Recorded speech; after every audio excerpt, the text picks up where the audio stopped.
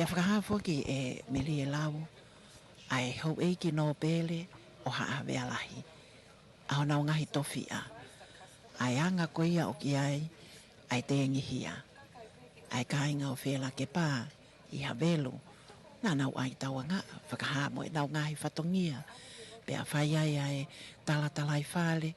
pea oku whakaha ai whakaapa-apa. Ai kainga koia o la sike me la kepa. Ai kainga o ek no pele vai a. Me hauma, me funga mohu e whaa. Kai whewhe ala, ai vai ko puna, pea mo ni wākai. He koe tofi aia,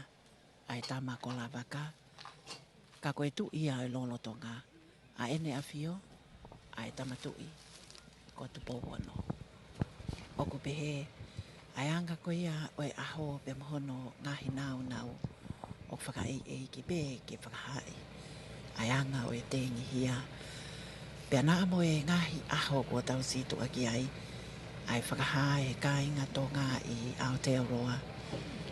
Ai whakaapa-apa. Whakahoko e ngahi o wawe whanua ai. Pea whai ai me e whare oe matapure. Pakilau Aotearoa. Ai whatongia. Pea mo e tala o haa mafu. O haa habe alahi. Pea mahino pe foki i e ngahi to o whatongia ko toa pe. O ko kanaloto aki ai ke mātu aki o ngoi mooni. Ai mawai. He koe tangata, koe eikno pele. Na e whiohi wāofi au pito. Pea mahono kāinga. Kai pehe ke kāinga tonga. Pea neongo e ngahi tuunga langi. O e ne hoko koe hok eiki minista. O e kabineti o e ne whio. Ko eiki tokoni pale mia. O e ngahi ngafa. Koe uhi koe pure anga o tonga. Kana ne hoko foki. Koe ulu ia ki haa vealai. Pea mo e tāla o e anga nofo a haa. Iha nofo e kāinga tonga. I e ngahi i o wau e whanua. I e ngahi o wau e lotu. Na e haa pehe. Ai anga o e ngahi ngā ue nai whakahopo. Ia lawe koe kau whawhawhonga konsela whakalangi. Ngai whanua muri i tongani. Me Spaini. Ko Amelia Helu. Kai pehe poki ki a Helu. Me haa talawhare. Pea moe hou eiki o e whanua i hono whakua. Ia lawe i e komisiona polisi. Ai komisiona o e pilisoni. Koe ngahi mea whakapake. Tupake kai umaafu ki ai wakai. Ki a kinau tolu ai kau ngau e whakapure anga na i e malu. O ngai pot ngau e. Na ek minister ai pekia. Lawe i ai ofisa pure ngau e. Ai pot ngau e whanua savea mo ngai kolo whakai ngatula. Rosamond Bing. Kai umaafu ki ai kau ngau e ngau tālolo. I e muaki koeni o e whare talifononga. I e malai wakapuna whakamapure anga fua amotu. Ke e tawhaki whakahaha ke o ko iai ai BBI. Ko e mau kilikili pia mo e tō whatungia. Ko e tālau i whanua. Kai umaafu ki a kinau tōlu. Kai kāinga ofa ko toa pe. Ko e kāinga tonga. Wana ngai whatungia. O whakaha ia i e aho koeni. Pea o ko silongo. Pea nā mo e anga ko ia e tu ai matangi. Me lia lau. O ki ngau e be. Ai anga ko ia e wakai ke lau ia kau. Kau ko whakaha pe ai. Ai hange o ko tāla ko e whakaapa-apa. Make he aho. Iai pe ai tuunga o e atmosphere. Pea mohono ātakai. Pea tālai e aho koe. Neo mona e tō tau. Kamata anga o mahina koe ni. Mono ngai aho nai whai hono awhia. Ka koe aho ni. Ko tonga. Ai otomotu anga o wha. Ke tari. Ai me whaka eiki. Right Honourable ke lolo. Eik no pele maafu. Ko hoki wakimata pia oku rotonga koe ni tau kei tari be ki he tu tamai ai whakaere o e mea whaiki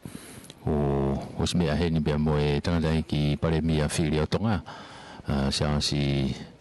ofa ki wahawhalau sa ware ni ka ko iloa ko ia ko huakawa meliku pe foki ki he tokoni pare mia po asitei pea mo e hoek minista ko ni ko whai ki ai e lave i he tari ko ni whahoko i he ngahi kupu whekau aki hono ko toa pe o tau kau whatahai. Ai koe kawe inga wholaue mo e hifofua o riu mei Aotearoa pea amana ki ai e tari ai o maafu ai mea whakaiki ki tonga eiki ke hoko atu ai ai whakanofo ki he otu kawe inga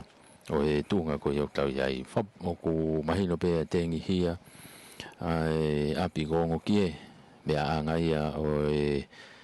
o mafu hei kai ngā tai kau ku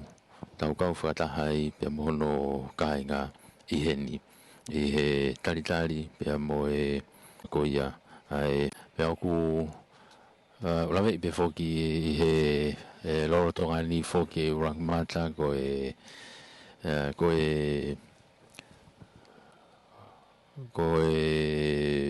aia koe na whanau o hunau inu sila ka atua na toluia pe behe foki ki hono hoa taimini Urangmata tupo unu sila mo ia foki na mea foki mo maafu ki hono whaito o pe behe foki ki a Tevita unga pe mo lavinia hoa mo whaleono whangake veikune pe mo e makapuna kunau iai ko lawe i pe o tonga ni pe foki ono ki o fefine ko ia pe mo Urangmata i ka whirilava pe mo mereseini o kuna konau o kuna iheni e whai hono tari ko ia o maafu whataha pe mo e whonua pe mo e kāinga i he mea whai ki koe ni o tau whai ki ai tari ki ai i he rorotonga ni. Ka koe konga mahu i ngā whoki Urangmata koe ne lao lelei ana tula pea whainga maari e lelei ki he whahoko o e houau ko toa pe ko teu ko tau wau mai ki ai ko tau tūta mai ki he ahoni. Pea ku pehe pe whoki anga ko ia o e whahoko whatongi atu i he rorotonga si ko toa pe ai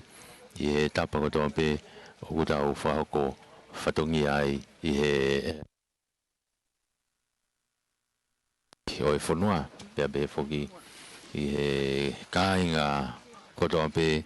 ko nau lonuku ko e whakaapa ko e tengi hia ko e kaunga mamahi i he tūnga ko ia o kutau wau mai ki ai i he lorotonga ni. Mata ko wakai atu pe ko e waka ni ko tō mai ko e wakapuna ni e anu sila mei manukau mei okalani ko ne tūta mai ki whamotu he taimini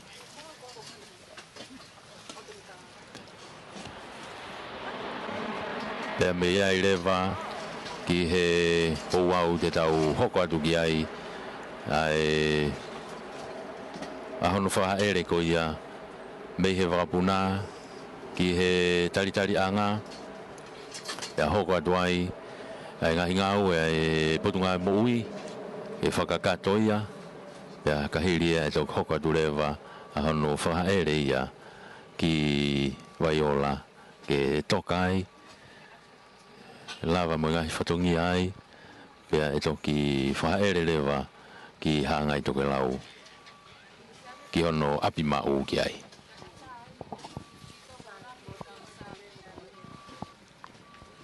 Ko e tu ia i he taimini Urangmata pe au kamata pe ke ma opo mai e tau whakanofo ki he teniti ko e ko teu ko e tari anga ia o e tuke hange foki ai mea anga ia i he VVIP ai taine kuini o ko lawe I pe o ku me ai pe mo e tanga dai pare mia ia pe mo e tokon pare mia ka ko e toe ngare wa ki mautolu mau iheni ki he tari I he hoa koe ni te ue ka unga ue ia ai malai whakapuna pea hange ko ia ko e ngahi tutu ni whawaha pureanga ko ia o e COVID-19 wa ko lawe I pe e ragmata kuna o teunga ka kato pe malui teunga malui ka kato I he taimini ki e nau whakakato e nau tolu ia ai whatongia ko pure be whatongia whoki ragmata ko hiko taimi whaingata aeni taimi o e COVID-19 wa ka upau pe ke talango fua e toko taha ko toa ia ki he ngai tutuni whawa pureanga ko ia o tau mui ko toa pe ki ai ko ia ko e whahauha ko e ni o hange ko ia ko me a kia ia hau e ki mo e kakai o e whanua I kai ngata pe tongani ka I mulina foki ai tō o talele ai whalau mai ai wakapuna ai kautaha e anu o sila ai au whakaha ele mai ai mea whaka eiki koe aho pia mohono tōku ngā e anga koia o e ngahi whakataputapui pia e whakatatau pe o hange koia o ko ha mahino e ahoni pia mohono tōku ngā neongo o ki ai pia mai ngahi mea whaka eiki o whakaha ele mai I he whalau wakapuna makehe koe ni ka koe whakawhi ao ia ki a right honourable ke nolo e no pere maafo pe ako pehe ahono tala o yanga e whanonga e whanua pe a neongo o ki ai pe ahono tala noa atongani ki e tuunga o ki ai ngai aho lahi pehe o ki ai pe ahono alofaki pe ako pehe ai hoa koe ni pe a moe wakai ko ia ki he wakapuna kautaha e anu sila me he tawhaki whakahihi fo I hala whanonga I he runway ai a ko mamari e pe ai whakaha ele mai koe ni o e whalau ai wakapuna taim tatau pe wakai ko ia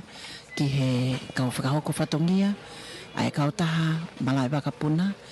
pe a mohana o ngahi teu me he VVIP ko e tahine kuini pe he whoki ko e kuini o e taloni kuini nana spau mo e kainga o eiki no pele maafo iai whoki ai lawe I ka whiri lava kai pe whoki ki a mele seini ai tawanga ke whakaha e whakapa apa mo e tengi hia pe o ki ai wakai ke ngai kupo whekau ake koto pe ai anga o e tengi hia pe a mohono ngahi whakaha I whaunga ke ake ai ngahi lea o whakaha ia kanoloto e ngahi tau whatunga matua pe a mo e tuunga o ki ai whakaha o e tengi hia I e taimini o kuhangai mai ai whalau ai wakapuna ki he fofonga o e whale tari whanonga mana wakapuna whawahapure anga wha amoto I he taim tatau pe ai kau whakahoko whatongia me pot ngā we whanua sabea mo ngai kolofkai natula a ki ngau tōru me ngahi wa a ke ai pot ngā we ni I he taimini wakai whoki ki he wakapuna o ko hanga ia ki e tawhaki whakahihifo ki he tawhaki whakahihifo o ki ai whoki ai elia koe whare koe ni e taritari kotoa ki ai toonga o ki ai ngahi mea whakaeki o whakaha ele mai pia moe ngā ue o whakahoko ai au ko mamari e pe ai tawhoki mai koe ni ai wakapuna I ai pe ai toonga o e whakahoko whatongia mau lelei pe ai ngahi mea lele, nau ki he malui, pea uma apo ki he whakahoko e whatongia, ki he wholau wakapuna kotoa pe, e tō uta ki he mala wakapuna whakapahapure anga wha amotu. Oku iai foki ai lawei, ai kainga o eiki no pele maa fui vai ni pia motoka moi lolo. A ki nau tolu ai ngahi kafa o eiki no pele. Ko hina nau whakahoko whatongia o skia velenga ke whakahai ai tariangi. He nā nau mātā ai kainga ai eiki no pele nai whiohi mo ki nau tolu ia ngā ngofua i he whakahoko whatongia o skia velenga pia mohono teu i nai whai. Pia oko pehe ai nau na iai ai ngai kafa o eiki no pele. Iai pe a ki nau tolu ai ngai kafa o eiki no pele i he oto muri pia whakahoko ai pe i Nuusila. Ki nau tolu me ngahi whanua muri nai whakao ai ngai ofa pia whakao ai ngahi popo aki pia tālai mo ngai whatongia ke tukunga maari e pia mā opo mo lelei ke whakahai ko e whakalangi ke eiki no pele ka ko e ulu o haawea ngahi. Ko eiki toko ni palemia ono popo astei i ono tautari o e kau whafofonga wha diplomatika o e ngai whanua muri i tongani mo e nau kau ngā te ngihia i he tau whakafa kone kapo ai otu ka venga pia mo e haawea lahi. Ai a koe bakapuna kau taha e Nuusila i mua pe i e fofonga koe ni o e whare talifononga ai a oko mau maalie kai ngau e atua ki nau tolu me he malai bakapuna ke whakahoko ai whatongia ki he wholau ai bakapuna e a Nuusila. Mai no pe ai anga koe o e aho hange oko to e mai huelo o e la a oko mahi no pe ai mawhanangia ea ha hono huelo tala hono nau ngai whanua muri i whafofonga whakalangi o ngai whanua muri i tongani tala whikaulahi a Nuusila ki tongani ko e tala whikaulahi a Britania ki tongani kai pefo ki Ampastoa Siapani Ampastoa Republika o kakai o Siaina hau e ki minista o e kabineti ki nau tolu kua mea mai a eik palemia whili ono pohua kawa meiliku mo e tokoni eik tokoni palemia o maa mo e hau e ki minista ko e hau e ki whapofonga o e kakai ki he wharearea o tonga ko e mō miniti ko e ni whakahoha atu o ki ai pehe ai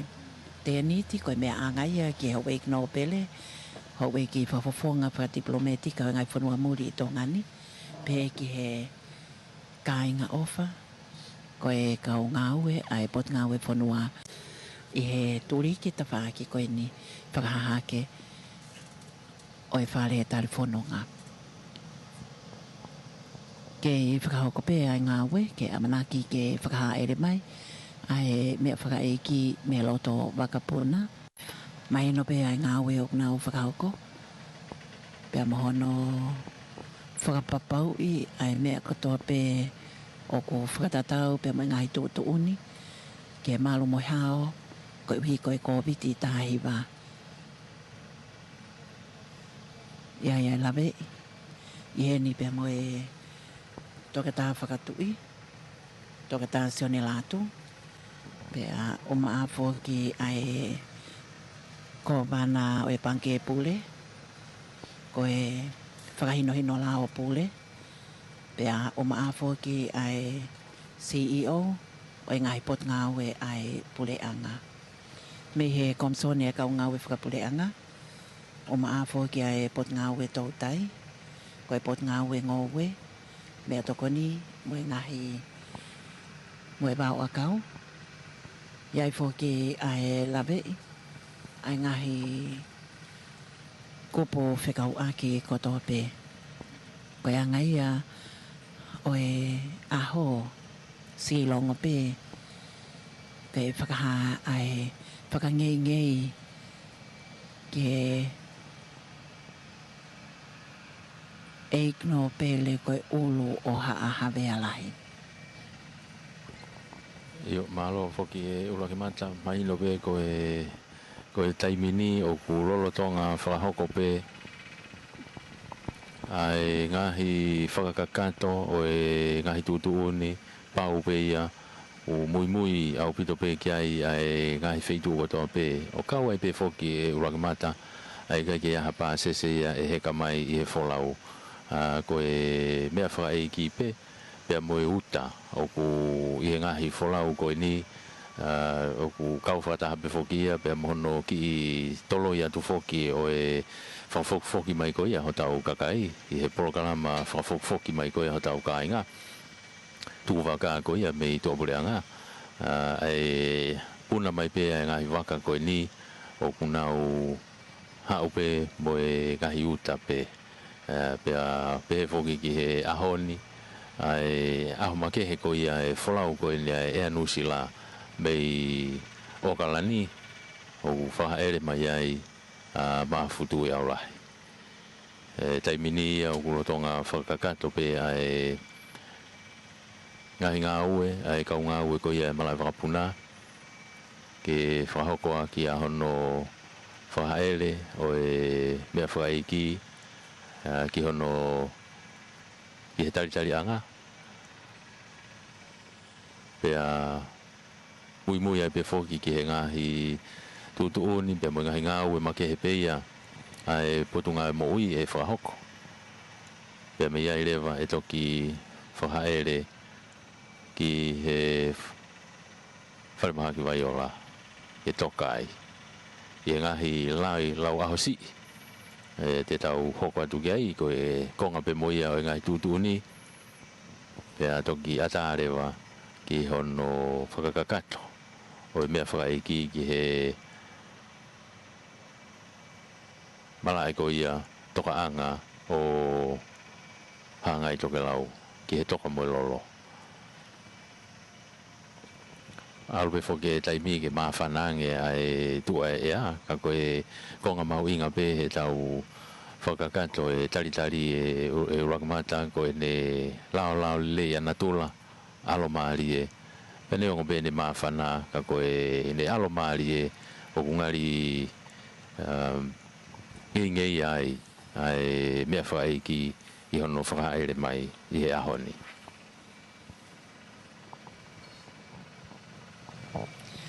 Ko ia e mele lau ai whakahoko whatungia ai komsoni whakamapula lea tonga mo e kautaha le tio koeni ai Broadcom ke me aho eki pe mo e kāinga e whanua pe mohono tari ai tonga kotoa pe me o tumulina kai o maafo ki i he o tutongani ai o wau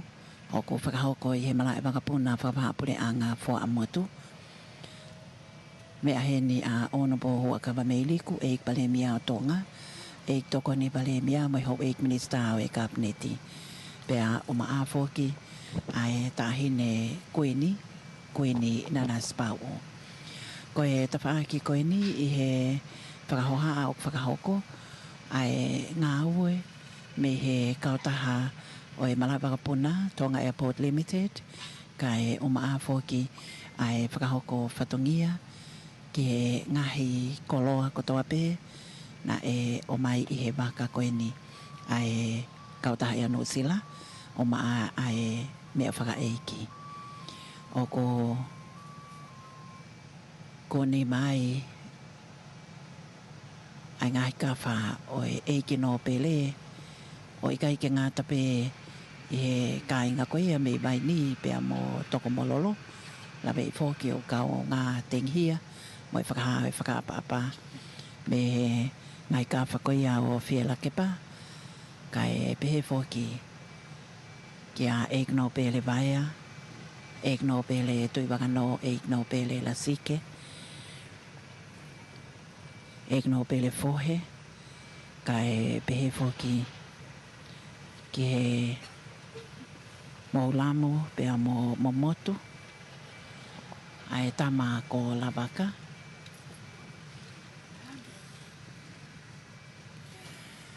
ko e hawia o e whanua ai tamatu i kingi tupo wano o ko iai fōki ai lawe i he whakahoko whatongia koe ni tau kau ngā inasi pea mo e ka inga tonga ai ngahi pōpoaki o e kau ngā mamahi ka koe whakawhetai anga o e tonga mooni au pito e ngahi whakalea au tuk mai koe whakawhetai ai tō uta mai ai mea whakaeiki Right Honourable ke nolo eik no pele maafu ki he mala e makapuna whawahapuri anga fo a moto o ko whaka ere mai ai pe i hane alofaki ki he eik no pele ai pātele se luini a kau ola ka he o maafu ki ai wakai a teik nau tolo me he kau ngau e ai malai makapuna nau whakahoko aho nau ngai whatongia pe au kuiai pe ai tōnga molmalu o e whakaha o e whakaapa koe ni mai no pe whoki ai anga koe au e tau whatonga matua e whanua ai tōnga matua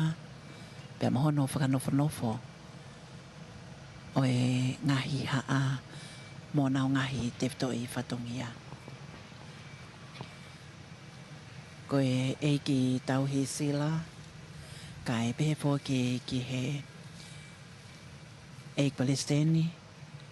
se astonga tawataina ka ko e Right Honourable Paifikawa Semis whanua me he whakatahatoko ni pehe fōki ai makai ai o wau ko ia o e hoatani ia i pe hono whahinga molu malu o ku mamalu o ku mātu aki o ngoi ai anga ko ia o e whakaha e tonga ai apasia ko uhi ko e mea whaka eiki o e whonua pea o ke ai pea mo e lawe i ai ngahi o wau iai fōki ai ngahi haa ia o COVID tā hiva. Ka kihe tonga o kui kai ke motuhi ai pe whakangata ai anga o e whakaha ai o ngoi o e whie kaunga mamahi. Pe o ke ai pe ai whaunga ki ono whakahoko i e whakaapa ka e tauhi ko ia o e malu ke anga o e whakataanga whakatokolahi pia mo e ngāue o whakahoko o pehe ai momeniti ko eni i he mala e whakapuna whakapahapuri anga fua a moto ko ia e uraki mata pia hange pe ko ia ko mo mea mai kai ka pau mo mea mai he ngahi ata i he live stream i he leti o mo television e tonga tonga broadcasting pe foki ki he Broadcom FM e o atu hanga tonu ko ni ngahi ata me i Fuamotu i he Hawani e talitali fefia i pe foki mo i he funga o e tenghia e family me nusila ko i foki unau mea mai pe i he hiri na o whamawai pia mo hegno pere mafu tui au lahi kai whahaere mai pia kuna o mea mai pe e ngahi hange ko ia na e whai kia e lawe ngahi whakangata ngata e pure nao niwa e COVID-19 wa o ikai lava e ngahi family ke whawhi ao i he mea whai ki hange ko ia na e whai e talanoa kauku whamalo whoki ko hiko e teknolosia o ku lava pe ke hange pe ku tau wao whi pe ku mea mai mei nusila e ki te vita unga pe whoki ki he family pe whoki ki he aine ko lavinia hoa mo whare ono whanga ke veikune mo e family e mea mai ka pe whoki ki he hoa ki a urakimata tupou maafu pe a mo e toenga ko ia e family mei nusila leongo ku whawhalau mai pe hona o wha i he whawhi ao mai i he mea whaiki kau ku ke iongo pe koe mawai kau ku malawa pe ke nau mea mai pe ki he taimini i he whahaere ki hono amanaki ko ia ke whai hano whahaere mei he wapuna e anusila ai ni o tonga i heni i whamotu ke whai e ngahi o wau ko ia ke whakakato ia ai mea whakai ki o kutau lonu kwai i he mara wakapuna whawahapure anga ko whamotu i he hoatani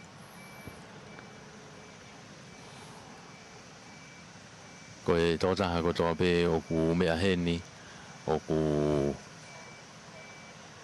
au pakai pe mea pe pe mo e silongo pe mo e whaapa ki he porokalama ko e ni pe ko hono ngahi tutu ni ku whahoko aki ai whahaere ai e ko e ni au ku lolotonga whakakato i he taimini ko pau pe ke whai e ngahi tutu ni ko tō pe e lava ke whahoko ko e ngahi o wau ai kautau ai nea whio e whai ake whakapapa ki he mea whaiki ai ngahi kupu ko tō pe na e tatakia e maafu tui au lahi hange ko ia ko ngahi potunga ue ko ni na e malu i hono awhinima ai potunga ue ko ni ai whanua mo ngahi koroa whana tula ai pe whoki he kautau ai nea whio i he lorotonga nia o kutau kau whakataha i he kaunga tengi hia pe i he mea whaiki ko ia o e ahoni tuku ke hange whoki e family ko hono kāinga pea mo e maheni pea mo e kaunga whanonga i he whanonga anga ko e ni o ku kei hoko atu pe whanonga ka ko e tunga i o kutau iai i he lorotongani mei whamoto whamafola hangatonu e tau kau whatahai i he hoa ko ni pea ka pau ke mea mai ko e ngahi ataeni o ku alatu hangatonu pe ia mei whamoto i he taimini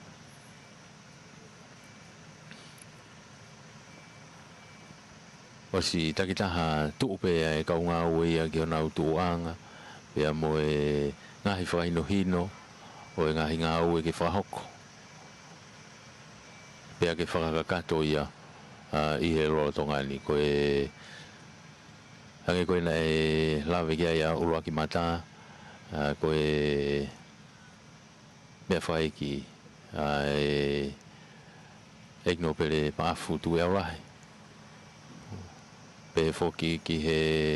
tangata ki pātere o seluini a kawola o ku whawhea o mai moia i he whakahaere mai koe ni o e pekia moia me i Nusila ka koe ni ko i he nia family ko ia ke whai hono taritari ka uma foki taritari koe ni o ku tau kau whakataha tu ai i he whamafola o e houani o iai o ke i whakakato atu i he taimini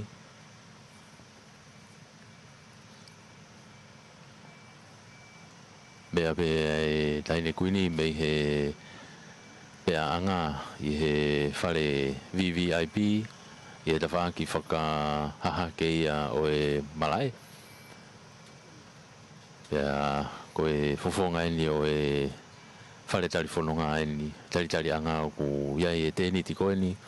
o ku whai atoa e whamafola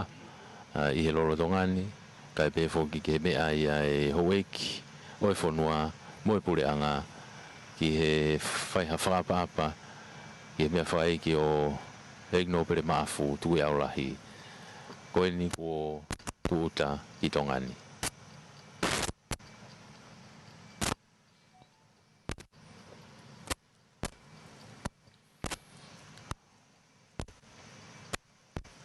silongo pe mo mamata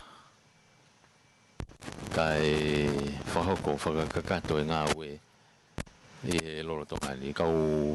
whai whatongia me he whare o matapure i he malai wapuna whamotu ki ai auhi o ki ai maukirikiri pea mo e kau mau he koe whatongia fuke ni ki pulotu whai a hono whakatau kei tawhaki ko ia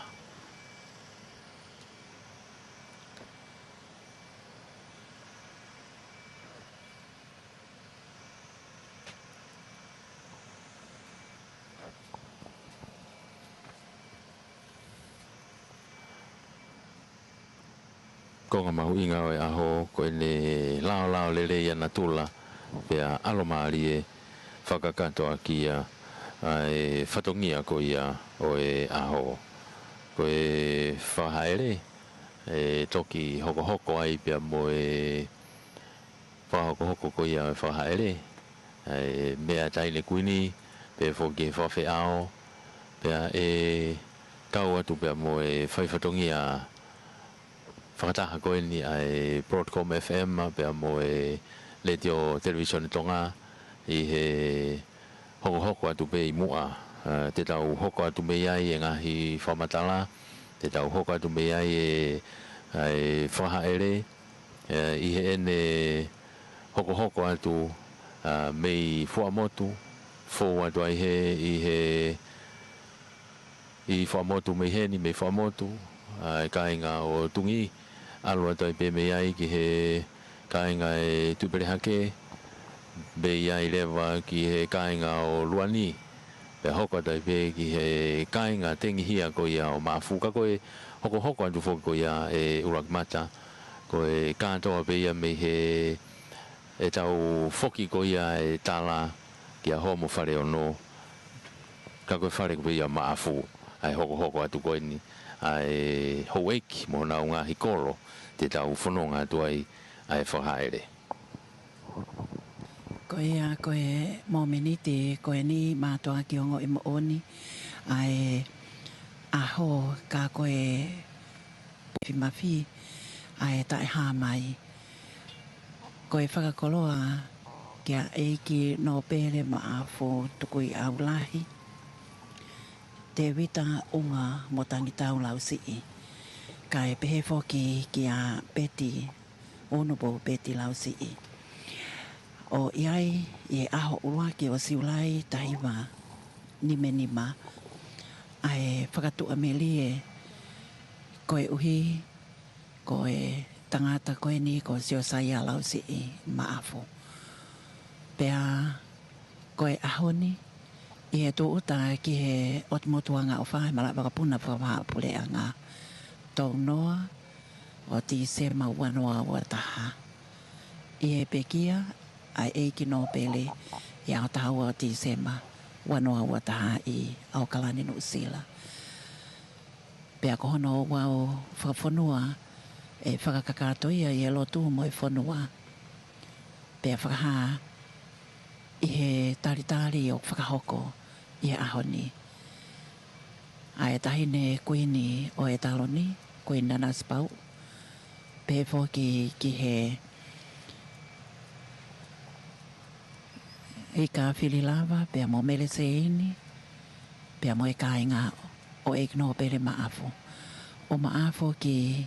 ai eiki pale mia o tonga,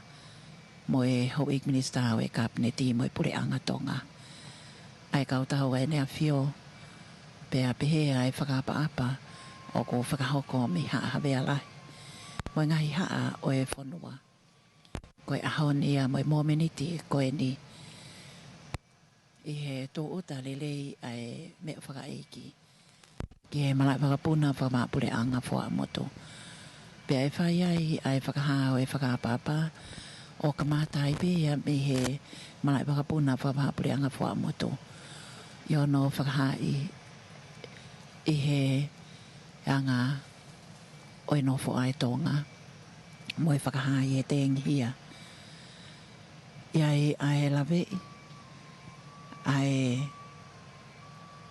whare o eiki no pere maafu o ko pekia. Nau mea pe I Aotearoa. Ka koe āna wai. Ki he mea whakaeiki. Pea mahono whakaheke heka. Mahono aofia. Ka e pehe fōki ki e ngahi whatongia kotoa pe whakahoko. Ki e whakahai. He koe wholau. I kai hato e liu mai. Ki e whakakakato me ta whaha ki whakahifo. Ai ngahi ngāu e kotoa pe. I he kolontini. Ka e pehe fōki ki e aho. Me le lau ko e hoatani. Hange o toi ha mai ai huelo I la a ia ko ke heangi. O ko pehe ai tuunga a hono tala. Pea mo e anga ko ia hono ngahi nau nau. Pea mo e whakahoko o e whakaapa-apa. Mātu aki mamalu mo oni. Iai fōke ai amanaki ngai tai whakahaele. O e mea whakaeiki. Me malai whakapuna fua amoto. Fō watu. I ono tofi a. I e hōwhanga lupe. Me I waini. Maiko velenga. Maiko velefonu. Kai pehe fōki ke esi ko tau whaahau. Fō watu. Ai api mea anga ko ongo kie. Kai pehe fōki. Ke ngahi kolo. O wai ki he wharimaki maiola. Ki ono whare tōri a. Koe ia e uraki mata. E tūnga koe ia kui ai. I he taimini. Os aweki. Ai whakahaere. E mea whakaiki ki he tari anga. I he tawhaaki whakahihifo ko ia o e malai whakapuna ai a ko e VIP ia o ku ngā oe aki ai area ko ia VIP ko e VVIP whakeni he tawhaaki whakahaha ke ka ko e VIP e whakakato ki ai ai ngahi tutu uni ko ia ai potu ngā oe moui pea whakakato me ai ki mua ia I ono whahaere e whakahoko I he ngahi momeniti pe ia te tau hanga ko ia ki ai pehange ko e tau whanonga e tuunga ko ia tau iai whoki e uraki mata na e ko sio sai an lausi I whoki ia na e tupuha ke ia I loto nukalofa me aia I api e ne kui ko so sai ala usi I lo whakai tamaki I lo tonu ka lo whai e pena e tupu ake ia ai pena toki mea mai pe ki vai ni o whenga ke whakafokfoki mai ki hono ka inga ai nofo mai koe ki vai ni o mea mai ai ki he mea anga pe o ene whangakui ki hongo ki e o ki muini mai ia hiri ko ia ai i he ni kake ka koe tuunga ia ko ia ko tau iai he taimini ko ko me fai ki ko fa ere hakeia he taimini ki he tali anga ke whakakato ai e porokalama ko ia e ngahi tutuni ai potunga ue moui pea toki hoka tu lewa me iai ki hono whakakato ko ia o e teu o ngahi ai whanonga ko ia ai whakahaere o teu mea e whakahaere o ngahi mea lere pe foki ki he whawhiao e hoko ai e hono whakahaere ko ia ki Nualofa ki Vaiola i he wharetori i Vaiola ke toka me ai ai ara maafu pea tok whakakato ai ai houau ko ia ki huelo hangai i ane mau e ngai tutuni ko ia te tau iai ai koe tūngai ko tau o mai koe kia taimini kei whakakato pe i he houani kei mea pehe ni ai taine kuini kuina naspau kai pehe foki ki he ina tolu ko toa pe he kautaki e pure anga pea moe siasi pea moe whanua o kunau iheni he houani ke whakapapa whaiha whakapapa i ono talitari o e mea whai ki o mafu tukui aulahi ko tuuta i whamotu i he hoatani pea upehe anga ko ia o e wakai ki hono whakakakato e ngahi o wau pea mo ngahi porokalama e tutuuni ko e ni o kutau iai i he lolo tongani e toki whailonga mai pēmei he tawhaaki whakahihifo ai mau maari e o hono whahoko e ngahi tutuuni ai au tau mui ko ia ki ai pea koe ne whakakato me ai e whairewa e ngā unu ki he whahoko ko ia o e whahaere ki Nukualofa hangai e otuka veinga ki Nukualofa pea hoko atu miki ai ai whahaere pea mohono whakakato i he hoatani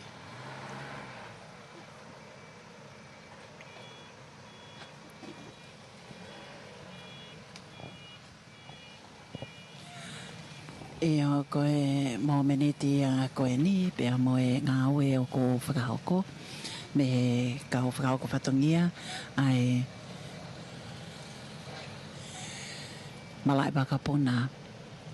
koe whakahaele o e mea whakaeiki me he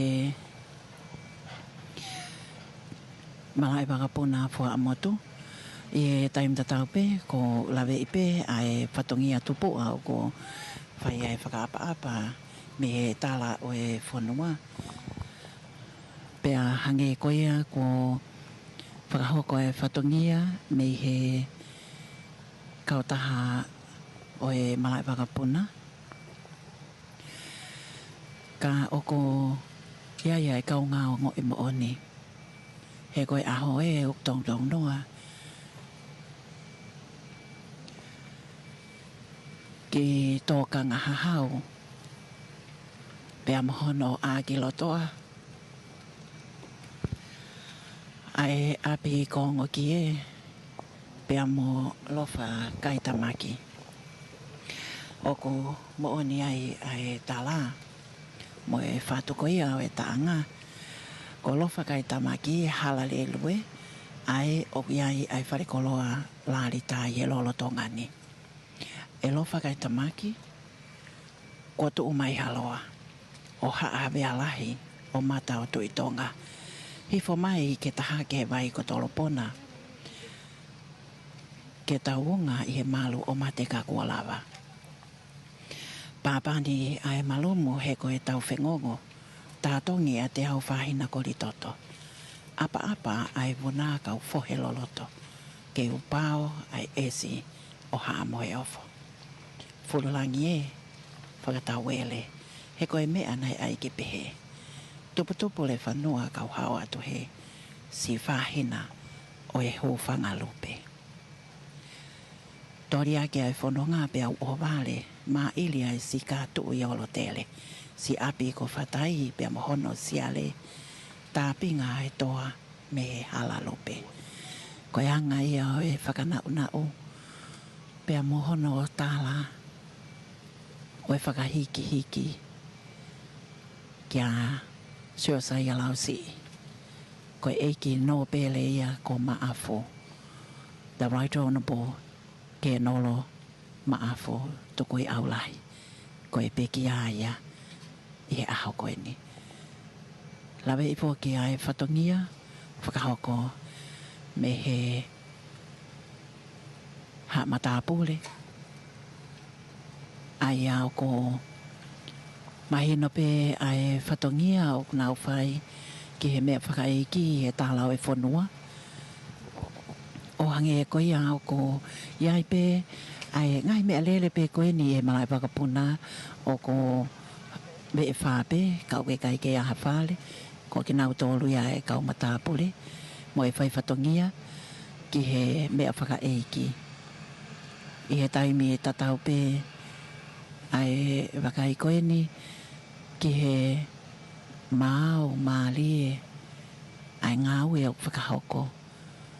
me he malai wakapuna mo e tālau e whanua me he hamatapule ki he mea whakaeiki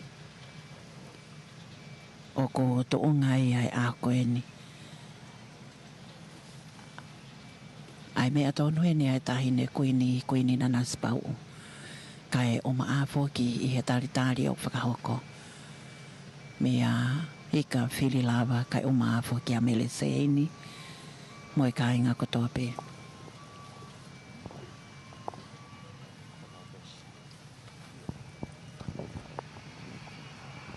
Koe tu ngā whoki au rang mata ange koe ia koe kau pūre koe ni malai wakapuna te vita kai tu fotu mo te vita tohi koe nau takai pe anau tōruia heki i mea lere o whakai i pe ai ngā ue ai o whakahoko ai ko konga pe ngahi tūtu uni o ku ni koe nau takai pe anau tōru whakai ki ngā ue o kulerei pia koe nu nau whoki mai nau tōruia kai hoko atu ono whahaere mai o ona mei he wakapuna ai mea whaiki pia toki whakakakato mei ai ai tuunga koe au tau iai i he houani hoata ia o e ahoni ai au ko kau whoki ahoni e urakmata ke tohi beia e he historia ai aho tōpere lulu koe ni koe aho tolunoa ia o Tisema o e wanoa wataha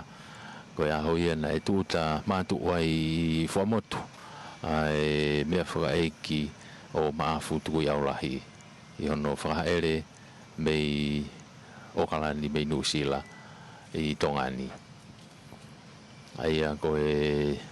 talufukia ne pekia me a hong fulmaua pea iai whoke whakamari e ki hono whakaere mai he wike koe ni ko tau si tu a mei ai ka gohi koe tuunga na iai ai mō ngafi na e puna ia i hunga tonga, hunga hapai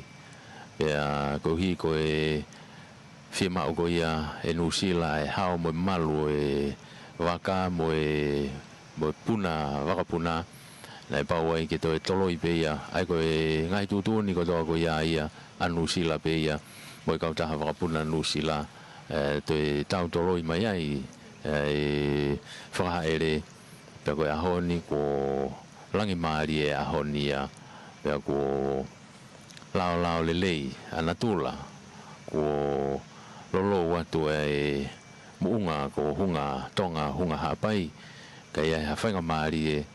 ki hono whaere mai o nōwere maafu tui aulahi ki Tongani.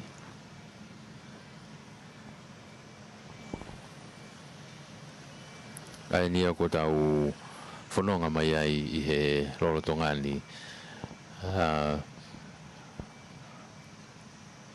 whakakakato pe baka hinga au e ko ia ue be mo e kau ngā au e potunga mo ui me he VIP me he tawhaaki whahihi fo ki he tari anga ke whakakato me ai ai ngā au e ko ia ko tūtū ni ke whai I he houa koe ni tui pe mono ngahi mea malui kakato te unga kakato o whai aki ai ngā au e koe ni o kurotonga whahoko ko ia I he taimini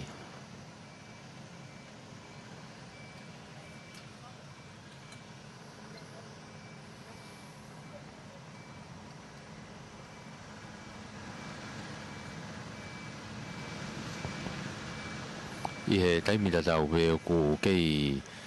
ma opo lelei pe ai mea hau eki I he lorotongani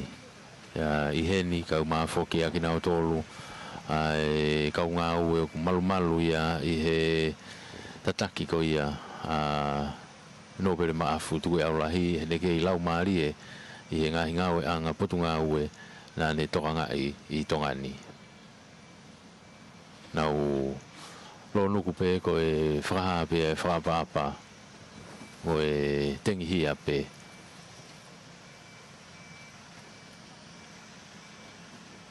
I he tau whako ni ko tō I haha vealahi pia mo e loto whare o mafu tui au lahi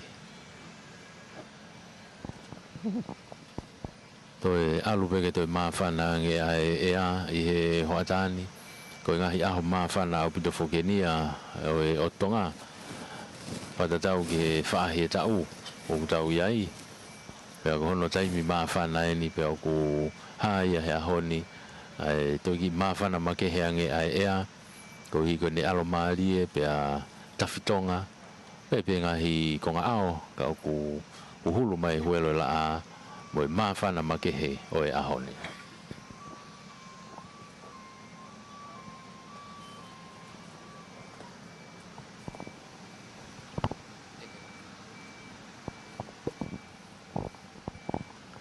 ai ko ne tu ia ko ki ai I he taimini ai whamafola hanga tonu ko ni o ku ngā ue whakataha ai komison ni whamafola le a tonga TV tonga ko e le tio tonga kai pehe foki ki he Broadcom FM broadcasting mo le tio valufitu poine ni mai FM e tau whanonga ko ia I he hoa ni pea pepe ai whanonga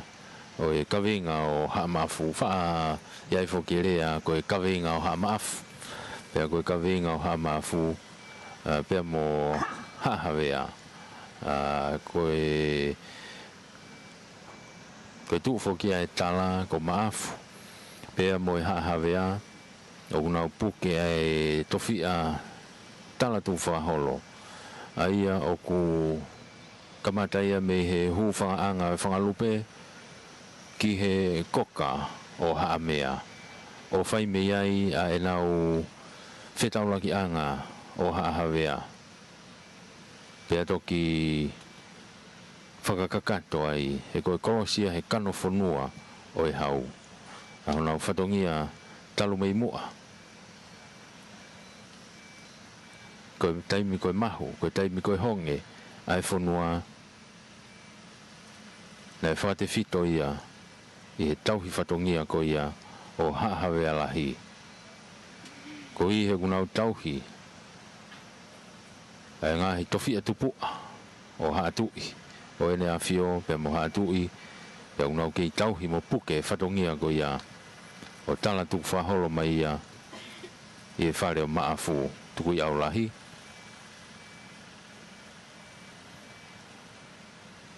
o whai ia ke pāanga ngalu. Pe neongo ai holo, ai pouturiki o haawea lahi ka o kulau pe Pea o kei whakatu Amerie pē. Ai haa. E kei whalau. Moe la mahanga. Pea matangi iki. Ai hoi fua. Ai hifo fua. O hahawea lahi.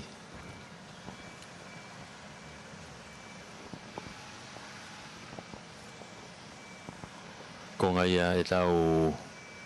whakanofo atu i he houani. O kukei toka pe ai pekia a mafu tue au lahi. I he wakapuna e anu sila. Kei whakakakato pe ngahi tutu ni mo ngahi ngā ue. Ki hono whahaere ia ki he loki e VIP. E whai hono whakakato me iai. Ai ngā ue potunga e moui i he hoatani.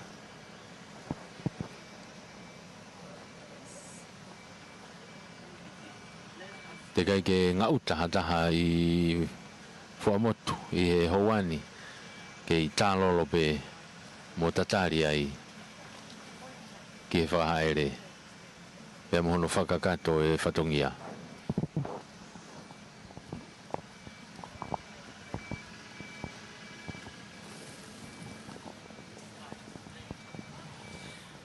Ai a koe houania i tō o tamai koe ia ai whalaua e wakapuna e ano o sila kei tō kape ai mea whakaeiki i he loto wakapuna pea mo e aho wakai koe ia ki he hauik whafofonga whakadiplomatika o e ngahi whanua muli i tō ngani ai anga koe ia ai whakahoko e whanuani ai ngahi whakapa-apa makehe. Kia ke nau tōlu o kuto tau pepekia i he whanonga anga o taimi. Pea mooni ai tāla i he ngahi ngā howau o e whanua o ko haai ai ngahi whakalangi-langi. Pea koe kai ke ngā tape i he tuonga koea o e whanua pea mo e tāla i he lotu ka o ko nau whekaukau aki pe. Hange koe ia koe houani ai wakai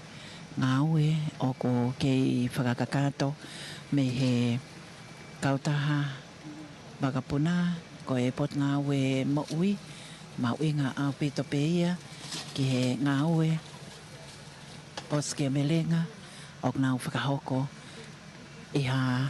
tō ota ai whalau ai wakapuna ko uhipe ko e anga e wakai ki he mawhatuki o e kaweinga ki he COVID i tāiwa. Ko e ātaka ia o e lolotonga pia neongo o mahino ai anga ko ia ai fuumafi o COVID i tāiwa. Ka ko e whanonga ai tonga kono mafi o na uktoi hulu atu. He o ko iai ofa. Pea ki ai moi o toa. Pea o kutui, ko e anga e tau whanonga i ngā ahoa o taimi. Ai whainga maarie, mo e whainga tāmaki. Ai taimi o e mamahi, mo e taimi o e tengi. O e whiawhia, mo e taimi o e tengi hia. Pea o kupehe, ko e ahonia. Ko iai whoki, ai hongoi. Lady Dauja Rakmata Maafo kai o Maafo ki a eiki Lavinia Whangaake hoa mo whaleono Beikune o Maafo ki a eiki Tevita Unga kai pehe ki a Sela pea moe whale alo mahino au pito moe kainga o eiki no pele neongo ko ne toka. Ka o ko kau ngā tenghia me he kolope mo e tāpake kehe o mamani. Kana e tai aua mo COVID i tāhiwa. Nai malawa ke nau whakahoko e nau whakaapapa. Mo e whakahae e nau whakamāwae i he o wau ko ia o e aho ka ko to ngani o ko ka whataha ai hau e ki no pele mo ha be alahi pe a mahino pe ai ngahi whatongia te whito pe a oknau whakakakato mahino ko ia e tō uta e mea whakaiki e aho ni pe a ko pehe ai kau ngā te ingihia me he kāinga o e hau e ki no pele o haa maafu ko e haa maafu haa habe a lahi o ko iai fōki ai tāla o kau halalalo pe a moe tupu anga o haa habe a lahi ko e hako matai le tua piko tui kanok polo na tolu pe a o ki ai haa habe a si pe a ika ike ngātai ai haa ngata tupu mo haa ngata motua mo i ngahi haa ko e anga ia e whono ngai whono wā mono tā au ka o ko kei malu pe ai tala o e whonua pe ako kei viringia pe ai whuka ke whakaha koe o tua motonga koe ahonia i he tari o whakahoko ke mea whakaeiki the right honourable ke nolo e no pele maafo toko i aulahi mau au pito ai ngawe o nau whakahoko me kau ngawe ai malai wakapuna kai o maa ai ngahi kupo whekau waki pot ngawe mo ui koe polis tonga kai o maa foki ai kau taha wakapuna pakai koe ni ke teknau tolu e meriela koe tawhaki koe o e whale telefono ngā ke whakahihifo ai e mahino ai ngai teu o nau whakahoko koe ngau e o skebelenga neongo o ko kau ngaongo i mooni ai mamahi e te ngihia ke tari ai mea whakaiki Koia e urak mata o ku tau kei kau whakataha tu ai pe i he houani e kei hoko atu a hono whamatala o e tuunga o ku tau a umai ki ai i he hoatani i hono whahaere koia o e mea whaiki koia o igno pere maafu tu i aulahi he houani pea hange koia ko e taimini ai kei whakakato pe ai ngahi tutuuni ko ia o whatatau ki he ngahi tutuuni whamamalahi ko ia o he COVID-i tahiwa i he houani. Alo ko whakakato mo ngahi ta whaaki kehe pe o e whakahifo ko ia e wakapuna kai toki whakaere ai mea whaiki. Ai kura ki whakakato katoa e wanga e ku lawe i e urak mata kura ki whahifo katoa ngahi uta kehe ki whakakato ia o tuku mai ia ki he ono tuku anga pea beia i rewa ko ne mau ia pea toki whakaere mai rewa ai mea whakaiki i he rorotonga ni pea ko ia ku tau kei tatari ki ai ono whakakato e ngahi tunga ko ia pe toki hoko tu rewa e whahaere ki he VIP tari anga i he tawha ki whahihifo ko ia o e terminolo o Fuamotu i he hoa koe ni ke i tālolo pe ki nau tōru ko tau pe ko mea mai mau lava mai ke tari pea mo whakaha ai whakapa i he mea whakaiki o kutau ronuku ai i he hoatani i Whamotu i he hoani pea hange pe ko ia na ke lawe ki ai e urakmata nenai e kawenga ko ia o hama e loto whare ko ia o maafu me mataere tuapiko ko e tui kanok polu hono tolu me ai ki he maafu koe ni ko pekia he ahoni koe maafu tuku e aulahi a hono hiva o ku i he tuku whakaholo mai ko ia ai whare o maafu i he lorotonga ni ai a koe mea mataere tua piko ki a hafoka koe maafu tuku i aulahi a hono hoko me ai ki a maire lau motomoto maafu tuku i aulahi me ai ki a maafu tuku i aulahi tangata i lavalu ki a maafu tuku i aulahi malu o taufa ki a maafu tuku i aulahi whirimoi urie ki a sio tame whakatulolo maafu tuku i aulahi ki ai ki a sio saia lau si i maafu tuku i aulahi ki a te vita unga maafu tuku i aulahi pia goeni koe maafu tuku i aulahi e ni hono hiva ai ni kupekia koe ni utau iai he ahoni o sio saia lau si i maafu tuku i aulahi o e ahoni ia ai ni kupekia pia te tau mahino pe foki e tala o e fonua iai pe ai hoko atu a hono fataki o e hingoa pia mo e kaweinga pia mo e fatongia te tau hoko rewa kahiri ai whakakakato ko ia o e mea whaeiki ki he tokaanga ko ia ai te rio anga ko huelo hanga i pia tok whairewa ai hoko atu ki he whakanofonofo o e whare o maafu ki he hoko atu toki amui e konga kotoa ko ia ka koe taimini o tau hanga ki hono whakakakanto ko ia o e mea whakaeiki ai ni kua tuuta i he malai whakapuna whamotu i he hoatani tau kau whakataha tuai moki mautolu i he houani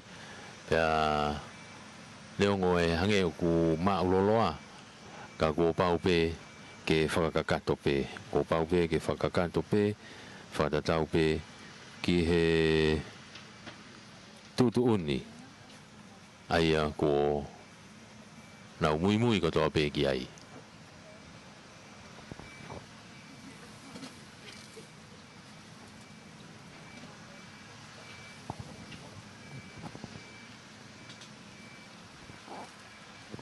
ai ko ne tu ia he taimini e uraki mata hange ka te au o ku ki ma uloloa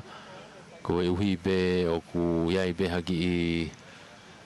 uesia whakateknika re pe ki hanga o e mea ngā au e koe ni o ku whai aki a hono whakahaere o e mea whakaeiki ai mea ngā ue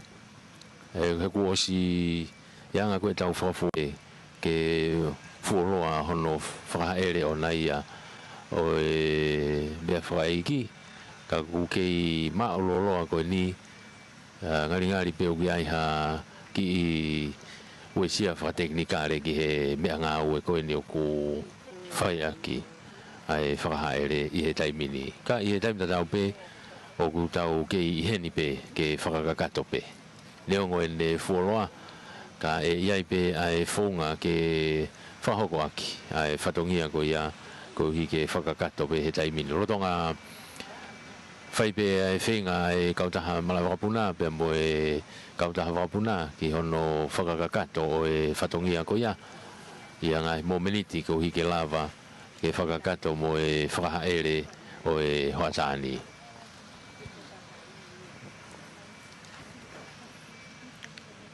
ko ia ko e tuunga ia utau iai i he taimini e urakwata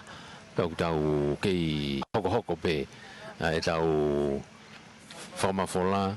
ko hi pe ke he whangamari e ko ia e malawa ke hoko atu ai e hoa tuku i aulahi i he lolotongani ko ia malo au pito e Melialau ai e whakahoko whatongia koe ni o ko ke whakaawatu pe me he komisoni whamapola lea tonga Ia le te o tonga uruaki mo e whai mai wanoa. Live stream he pēsi Facebook o tonga broadcasting. Hoa ngā ue mo kau ngā whakao ko whatongia me he Broadcom. I he pēsi Facebook o Broadcom tonga kai o maafo ki ai e whaema walu fitu poini nima. Maheno pe i he tai mini me he te niti whakahoko atu mea i he whakahoha a ko me atu me iai ai kau whapofonga whakatiplometi kai ngai whanua muri i tō ngani ki he tawhaki whakahake ki he VVIP kai o maafo ki ai 8 minutes tā e pot ngau i ki muri mo e takmamata o nopo whekita o toi ka manu. Kai toi ngā lewa o e hop e ki minista o e kabineti i ki Palemia. O nau kei mea peheni whakataha pia mo e hop e ki no pele a ene a fio. E meri e lau koe anga koe ia o e whakaha. He ko mahena pe ai anga koe ia o e whanonga me a uraki o siulai o e tautaiba nime nima pia mo e lalaka. E ngahi tā au koia o e whanonga anga pia mo e talabo si i e kino pele maafo na e iai ai ta anga ai pona ke iloa ko semis iongi na ne toko mai kono wiki ape ai e kino pele koia o e loloto ngā koe mea whaka e ki ia hei lala ko tu iloko mana o ta anga o whawhine mo tangata sei o ka longolongo tangata lau kau he whakaholo mamata. Si mausa o e hōwhanga lope, ne mānoa i e Kariopore, o alaha he ngano he hea, tō la he esi ko lopa aione. Huni o kutapu ke toi e kea hau hau o e whunga lea, o whakalata whauhono ea, lanu anga o teine papase ea. Puna lehi mo utolongoa a, se i onua mo ala kakala,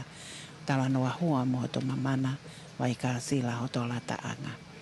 Pea whaiai uki e he punake. Ka oku hao ao mai e punake koe ni. Ai anga koe ia o e tupu anga koe ia o eiki no pele maaftu koe aulahi o toka. Koe uhi o whai e whakalau noa. Mo whakalau kau koe vi koe ne whae a Betty Green maafu. Koe angai e wakai ki hala kakala mo e weiki mo hono ngai nau. Pea mohono tala he nai whai ahono ohi. Pea whai ahono toka ki a ngai kolo lelei. Pea inasi ai ngai ngawe anga i he taulahi na ane whakahoko whatongi ai i he kautau ai ne a fio. Koe tuunga koe he taimini he malai wakapuna fua a motu o ko wakai ai. Kia ke nau tolu ai kau pāsese te nau wholau i he waka ko whakaatai ke nau whanongato ke nau tolu ki he loto wakapuna o e kautaha e anu sila. I he taim tatau pe, ko lawe i pe i he ahoni, pe a mohono anga i he tuonga o e te ngihia, ko i ko e mea whaka eiki o e eikno pele ko maafo toko i aulahi, sio sa ia lausi. Pe a oko i ai foki a e lawe, i he taimini e tōnga koe au ki ai ai kāinga o e eikno pele pea moha hawe alahi o nau whakahauko pe me he ngahi kolo ai whatongia koe uhi koe toenga e ngahi o wau ke whakaha e whakapapa whakaosi ki he eikno pele i he ahoni o au ki he o wai whiawhi ki he o wau e whailotu pea pehe rewa ki he toenga o e wikeni, pea moe hangana ki mai ai whatongia ki he monite o e wike kao. I he whakahekeheka o e mea whakaeiki. Pea o kia lewa ai whatongia o nau ni maasi ke whakakakato. Whatongia ke whakahai ai tuonga o e whakaha o e whakapa-apa. Pea moe kaunga te ngihia. Ko e lotu ia o ko whai, me ngahi kopo whekau aki ki nau tolo ai kau whai whekau me he ngai potsiasi i vaini kai pehe foki ki ho whangalope pea o maa foki ki toko mololo mahino pe foki ai tala ia me he apiako ai kolisi piula o ko iai ai kaunga ngoi pea o whakaha mi he pule ako ko e tiu talahi mo i kauwhai ako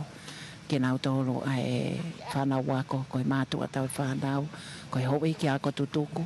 o ku nau lonu ko ke whakaha e nau whakaapa pea o ko mahino ai ofa o ko whetongi ofa pea o ko pehe ai anga e wakai ke ahoni pea mohono a nau ke whakahoko aki ai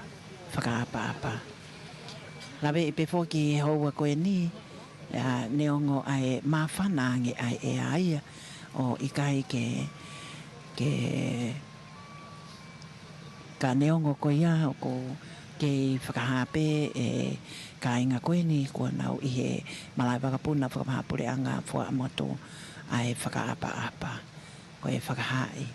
ai whakaapa ko e koloa mau inga ia e wha i ka wei koulai tonga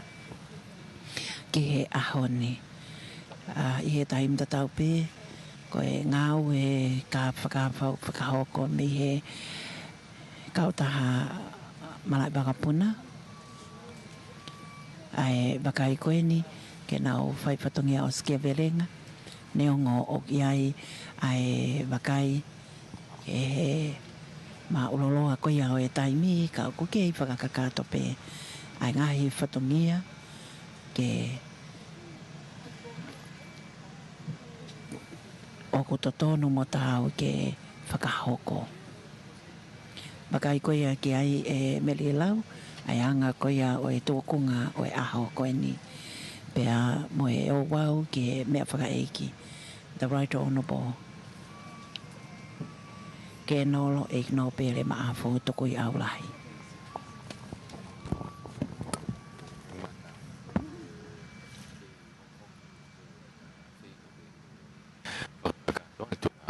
i whamatara awa watuanga i whamatara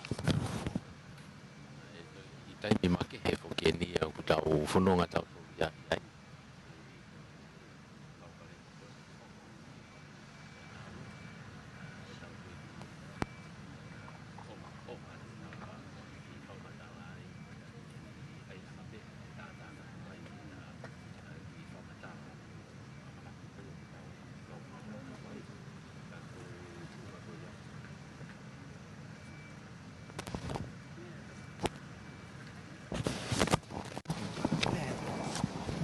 ko ia matanga ko e tunga ko ia tau iai he taimini ai to ki taimi ma ke he ange foki ko ni o kutau to e fononga mo ia he taimini ko hi ko e palpale ma ko ni u hoko ke he mea ngā ue ka i he taimi tatau pe fai pe whenga ke ao pe hanga hi whamatala ke whai hano whakakakato atu pe o whatongia ko ia o kutau iai i he loro tonga ni ka i he taimi tatau pe whukmata ko hi pe ko tai he ni o kuta mamata tonu ke he mea ko ni hoko he ni ai toko lahi ho tau ka inga tau toru ia nau amana ke nau heka nau tore waka ko ni ke na ki nusila i hanga whuko e kulawe i whaata whuka nusila laia ai wholau ka pau ko ke osi whakakakato e ko ia aho o ka pau ko osi whakakato e ko ia aho o huhu hoani pe mo huhu malui pe ku ke ata au puto ko ia me he quarantine me nusila i he tunga ko ia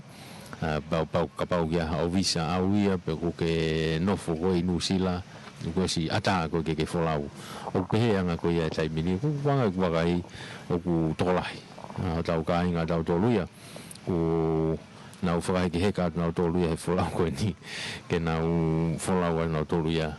ki nusila i he loro tonga ni tuku ke hange whuki a e wholau ia e tau kau ngā ue ko he polokala ma ke he ka ko e tuunga e ko kutau ia i he taimini ko tuipe ko ne tu ko he taimini e urakamata na ako whai ano whakakakato o e whahaere he taimini e ko hei kua si koe ni kua whaasosea te kaupā sese ia koe ke nau wholau nau tolu ia he taimini paupe whoki ke taimi a e wholau ia pau pe foke taimi e folauia pe mo nau fononga nau toluia i he taimi o ku whahoko ai taimi o folau kako e tunga e o tau iai i he taimi ni pe a whakakato mo ngā ue mei he taritari anga pe a mei ai rewa e hoko atu ai ngahi whatongia ko ia ki he whakahaere ai ni kou tau iai i he taimini pe a hange me ko ia ko e ta talatala noa e urakmata ai tangata koe ni utau i he ni ai i he ahoni ai manatu meri ai tola meri pe a mohono kaunga whanonga ai iai ngahi manatu meri ki he eiki koe ni ko pe ana tanki i lawe pe foki ai ane nai hene tupo hake i lofa kai tamaki ai koe ampi foki koe ia e lofa kai tamaki he taimini ane uki ai e lari ta e whare koroa koe ia i loto nuka lofa uki ai a koe ampi foki ia mei he kuia maafu ko teisa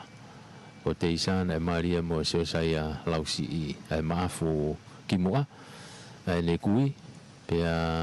na e fa ui be fokia ko e apkolo ia o e family na e fa maunga pe kia e family ai ko api ko ni ko tu hanga te hanga i ko e mo e farkolo ko ni ka India ai ni loto nu ka fa ai family pema ko family na tamu ka unga api ki morisi ya ko e fare family fare motu ai family kana e toki whafo o mai ia i he teo ko ia e taritari e pen pasiki he tau tahi wāno whā pe ana e mo ene ongo mātu a maafu pe mo peti pe mo ene kui ko anau ki he sina na nau mea pe ai i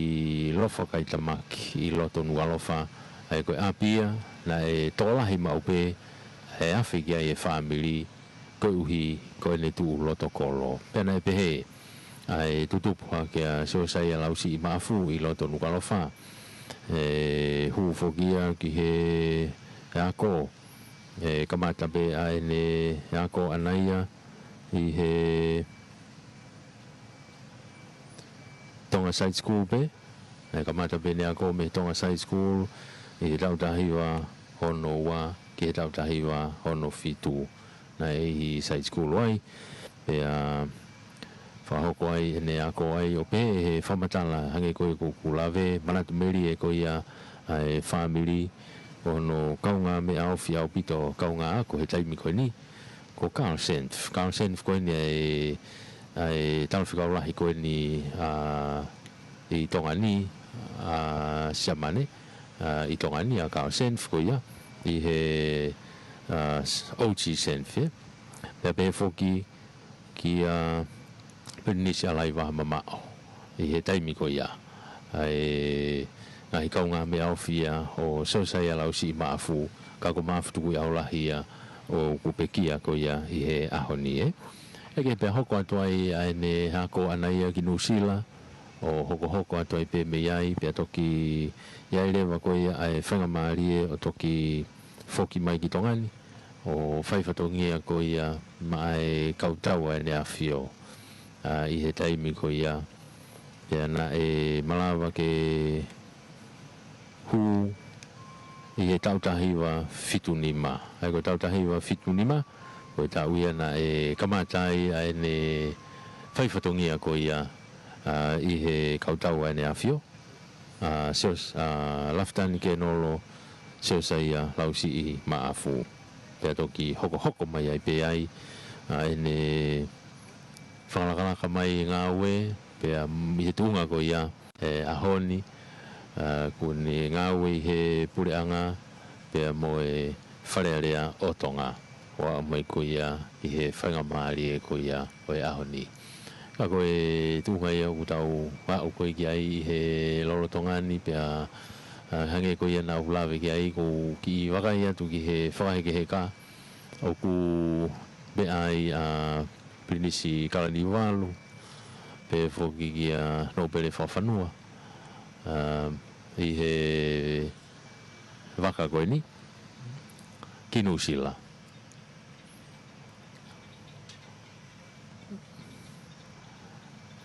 pea ko e whakakato ia o e kau ai wholau koe ni ki Nusila. Ka i he taim ta tau pe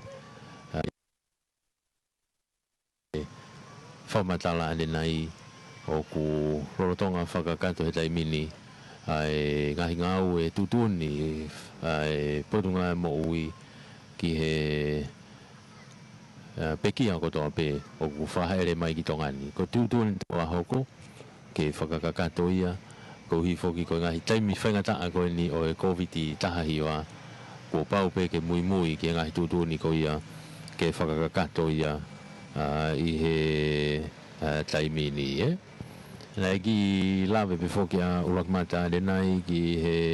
konga e kamataanga o seosai a lausi i maafu ai maafu tuku i aulahi koe ni o ku peki ai ahoni koe tamasi pe ia e toko taha a te vita unga lausi i pea mo Elizabeth Green ai a koe ko te vita unga lausi i foki a ene eiki ko la hitaha pe he whanau a seosai a lausi i mo anau ki he sina maafu o vaini mo tō mololo pea nai malolo ko ia seosai a lausi i o kei lau maari e pea maafu tuku aulahi seotame pea i hene pe ki ana e toki alulewa e hingoa tu whaholo ki a te vita unga pea hoku toki hoko mai ai pe ko ia e tuk whaholo koe ni o hange pe ko ia e hoko atu ki ai i he tala ko ia a hatau whonuani pea koe ne e anga ia o ene hoko mai e toki ai peha whangamari e toki whai peha to e whamatala lahiange whekawaki pea mo e anga ko ia o e tutupu seosai a lausi i maafu i nukalofa i api kolofa kai tamaki pea behe ki hono ngahi tala noa merie o yanga o ene tutupu hake pea mo e family ka behe foki heni ki vaini o ia koe taimini a whamafola hanga tonu koe ni o kutau kau whataha tuai pea mo e whamafola hanga tonu koe ni i he Broadcom FM pea pe foki ki he leti omo televisione tonga o e ngau e whataha ia koe hi koe ngahi kātoanga lalahi koe ngahi ouau lalahi e whanua pea o tau kau whataha koe hi koe tau mua ke inasi a e tonga ko tō pe mo e lahi taha i he ngahi kātoanga koe ia o ku tau whamafola koe ni e pea leo ngai hamea kau ku tau kau whataha i he houani leo ngofoki koe taine kuini o tonga koe taki mai mei he hono toanga kina ngai porokalama koe ia o e tunga koe ia o tau iai mo e mea whaiki ka i he taimita tau pe foki o ku mea peheni pia mo Lady Luciane Luani ko Lady Luciane Luani ko e whamatala tala noa merie koe nu whai kia e lave ko e kaunga wa inga ia i he kei si hake tupu hake pia mo seosai a lausi maafu i lofa kai tamaki ko Luciane Luani ai tunga ko ia kai ko tui pe to ki aha whainga maari e ia muyange toki ia ngai whamatala ia Luciane ki anga na tutupu pea mo e kuonga ko ia ka ko e to o konga lalahi atu pe ai anga ko ia o e ngahi tafaaki e lava ke whaiha wakai ki ai i he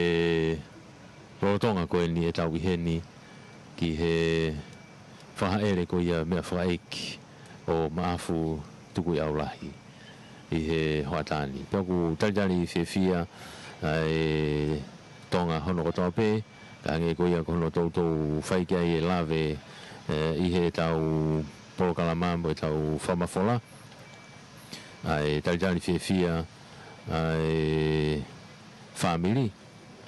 me he ngahi tapa ko tō pe o ku tau kau whatahai i he hoani. Eka tau te whito e ni ki he family of itaha e whanau o ku nau mea pe me New Zealand whangatangata e ko itahi wa i gai ke lava ke whai ha whawhi ao mai ki tongani i he taimini ko honongo o whewhine pe o kui heni ko Saris i ka whiri lava pe a mo merese ni alalate o kuna i tongani ai o kui New Zealand ai uito hoa o koini o maafu uraki mata tupo e o ku mea whokiai pia mo e ne whanau ai ko e ongo tamaiki e toko ua i he ne taane pia mo Princess Lavinia mata o taone tuku aho ai ko eiki te vita unga tangitau pia mo eiki Lavinia whangake hoa mo whare ono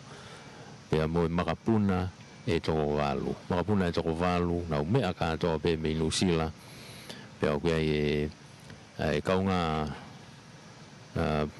o whātu ki he o mō ngāhi whawhonga.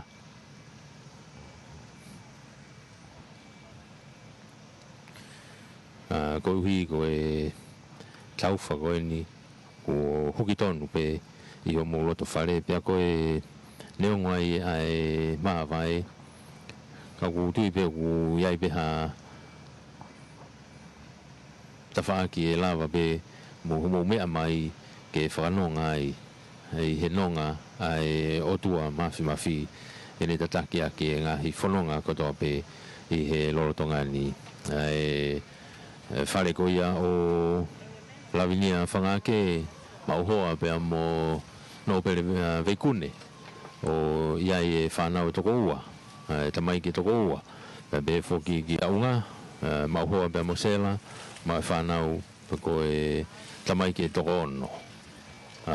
ai au nau i New Zealand hono kotoa pe i he lorotonga ni e ka ku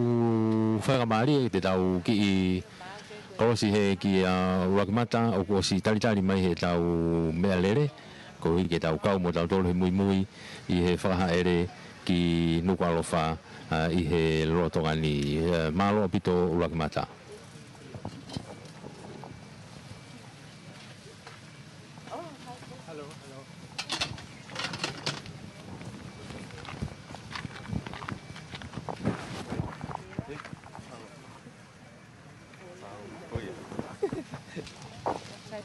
Sai dia mah.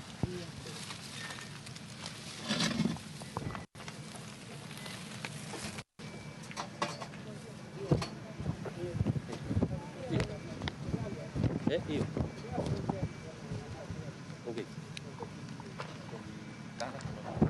Iya.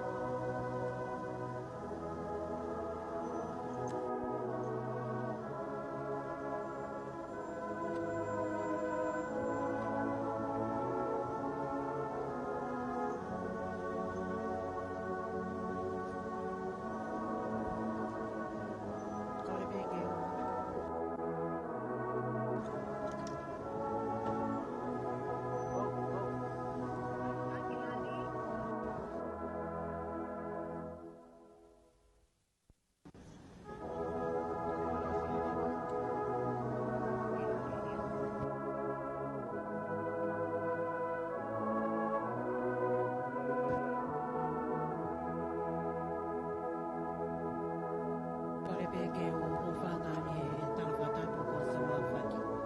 A tā mua ke whakahoko ato e whatongia koeni. Kau ngā whatongia ko Meria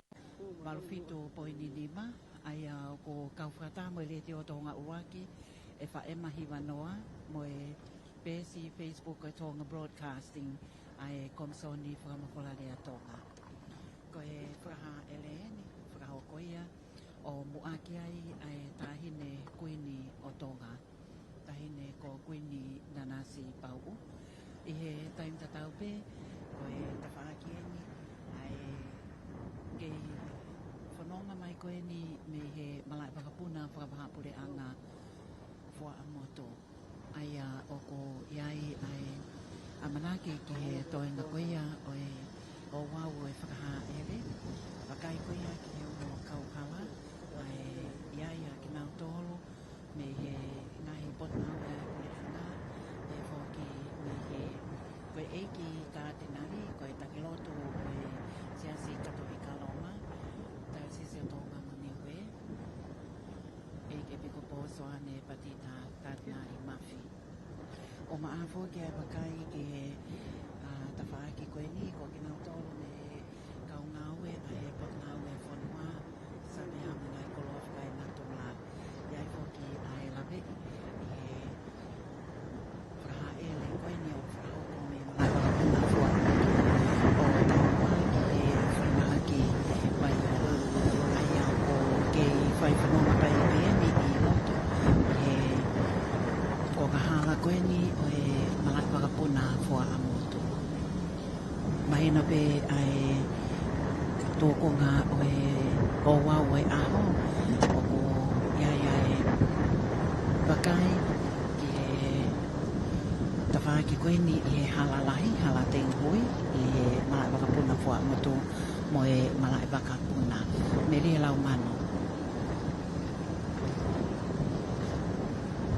Malo pito e ulagmanta pe a ko kei hufanga tai pe ngai whakatapu kai kei hoko atu pe ai mui atu i he whamatala pe a mo e whamafola koe nu tau kau whakataha atu ai i he hoa koni i hono whakaha ere ko ia o e mea whakaiki a ko e mea whakaiki ko ia o maafu tuku au lahi i he o haha vea lahi i he houani tau kei whanonga te whokieni i loto pe tau unu ki toa ki he halalahi ia kamata rewa me ia i e whanonga o e lolo tonga ni pe hange pe ko ia o whai ki ai e lawe ko ia i he tautou mahea ai whamafola ko tau whanonga whakataha mo ia i he ngahi lau hoa ko ni ko tau si doa me iai o au mai pe i he lolo tonga ni ai kei whawheta ia i pe whoki ai lao lele ia natula pe alo maari pe au ku whainga maari mea kotoa neongo i ki tau tolo i koe ni na tau iai i malai whakapuna ta koe ni ko whainga maari e hoko atu rewa ai whakahaere i he lolo tongani pe a te tau toki au whoki ki haralahi o tau whanonga ai e tau te whito e tau au ki hono kai ngā ki waini ai whakapaapa te nau whakahoko au ko whekau aki ko ia pia koe nau tenghia ho nau eki mafutu koe au lahi i he hoa koe ni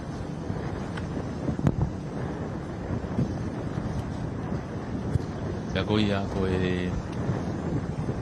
whanonga whoki hange koe na us whamatala pe rakmata i he anga hoko ko ia o e whakahaere o e taimi whoki ko ia o e whakahaere o e taimi au ku eiki ai pekia ai au ku tālolo e tō taha kotoa ki he pekia pe a whakapapa i ngā i mea whakaeiki ngalahi o e whanua o hange koe ni utau iai i he ahoni o e whakahaere i he loro tongani au Pia bea e ihi o e kāinga i he kāinga koe ni tupere hake i me mutumi nau whaapapa pepe he o te whaaki kau tau hei whanonga whoke ni lawhalafa ia koe kamata ia ki tau matu e whahaere ke ofi atua i pe ki hono kāinga i he whatani koe hange koe a koe whahaere koe tūtuoni koe a COVID e tua taha pe e ne mea i hono kāinga i he tuke heange taimia koe e toku whai ai ngā i whailotu he ko i whoki o ku ukai whoke whaha whailotu ia ki wharimahaki whai ko toa peia i heni, i waini, i wakaua. Whatatau ki ngā tūtuni, hei a koe mōmeniki pēni e whai hea whaapa, e kāinga koe au māwhu, koe au rahi, i waini, i o nau eiki, i he mea wha eiki koe ni o nau tengi ai i he loro tomani. E au pehepe, e whanau kāinga me toka moe loro, i he aho koe e whai ai whakakakato o e mea whakaiki ki e puelo hangai toke lau ka koe ahoni koe ahoni o ku whainga maari ai e kāinga koe koe ia maafu i heni i he pūwhangalupe i nau whaapa whaosia i o nau eki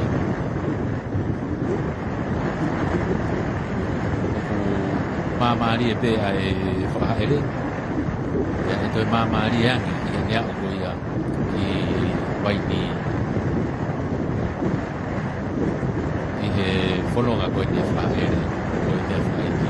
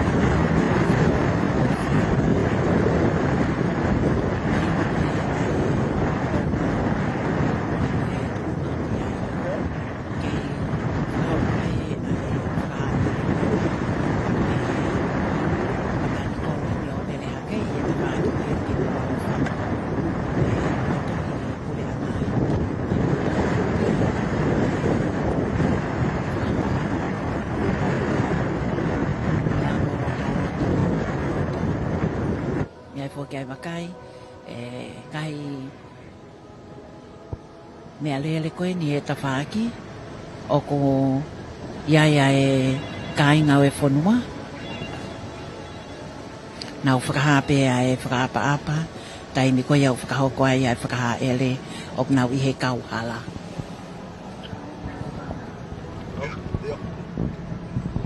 Koia e uraki mata pea te tau hoko atu pe foki e tau whanonga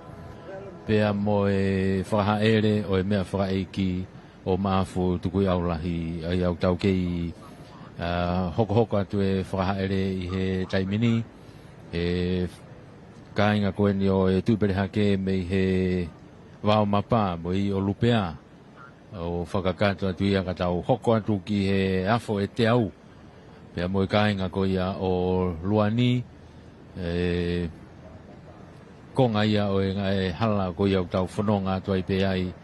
i he lolotongani i he whakahaere o ku lolotonga i ai i he taimini i tūta koe ni ai whaiki o maf tukui aurahi i tongani pea tau unu atu peke tau ofi atu ki he kāinga o maafu pea te tau kapau mō mea mai pe i he tau whamafola i he letio kai pe he whoki ki he live stream lava ke mea hanga tonu mai pe ki he ngahi ata o e lolo tongani o e whakawhiao o e whakahaere o ku tau kau whakataha tuai i he hoa koe ni whakahaere he taimini o ku i Malapo ia i whakasosa e hoko atu ki Malapo ai whakahaere i he ngahi kolo ia te tau whanonga ai e ko kāinga o luani kāinga ko ia o luani i he ahoni ko luani whoko ni ko e mokopuna pe ia o sosai a lausi ai luani ko ia o e ahoni pea mo i he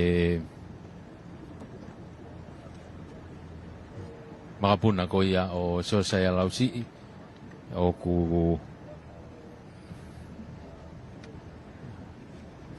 i heni e tau kau whakataha tuai pea pehe whoki ki he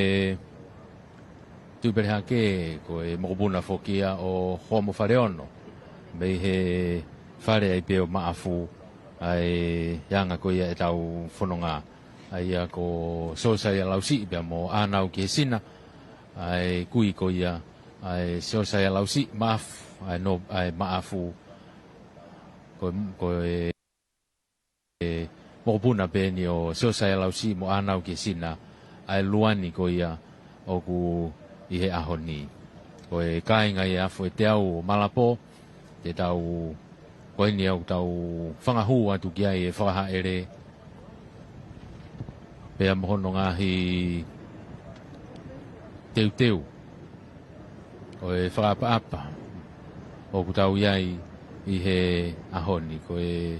konga whokia o e whakahaere o e mea whakaiki koe ni o maafu tukui au lahi e te tau toki e kau whakatahe ngai whakapapa neongo ku iai ngahi whatongi aia neongo koe ngahi o wau ia o kui kai lava ia whakahoko ngahi o wau whakafonua ngahi o wau e kai ngai kolo ngahi o wau e whamiri ko hi whoki koe whangatangata ko ia o ngahi tutuni whawahapuri anga ko ia ku malu aia tongani o COVID-19 wa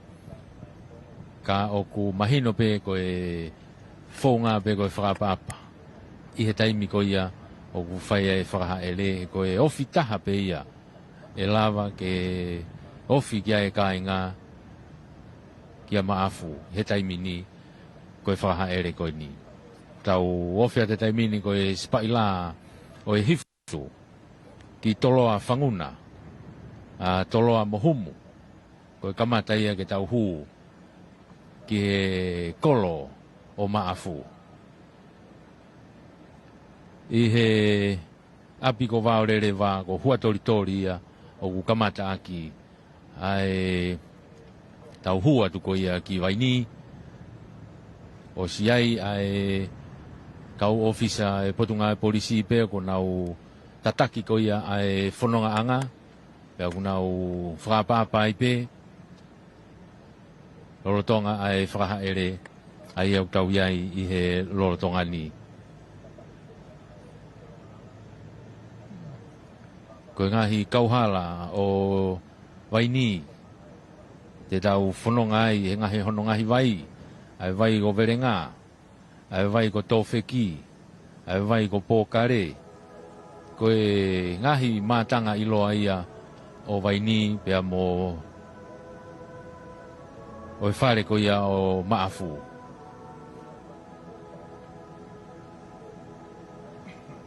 Ko e ulupulu kamoeni o e vaorere wā o e api ko hua tori o ku whai ai e whaha ere i he lorotongani.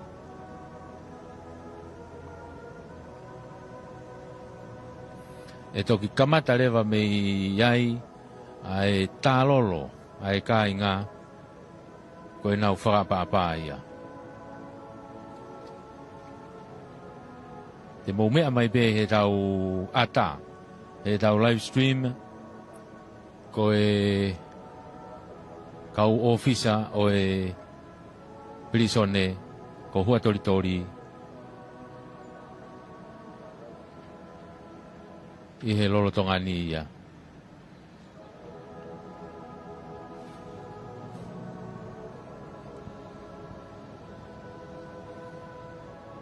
Ko e nau whakapapa whakaosia kia nōpere mafu tuku iau rahi.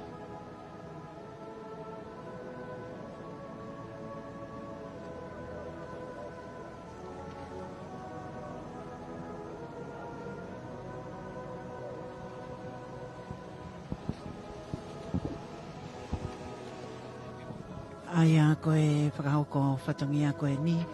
o ko whakamawholanga tonu ato i he whakaha ele o e me whakaeiki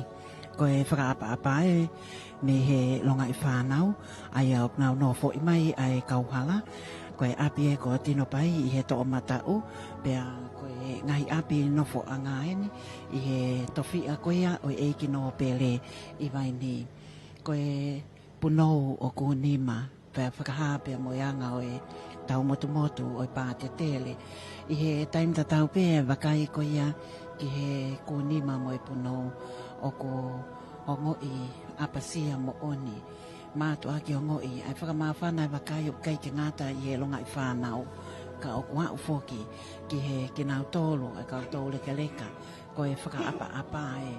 ko e hongo i ko ia i he tamai o eiki ko eni ko e aho whakaloloma eni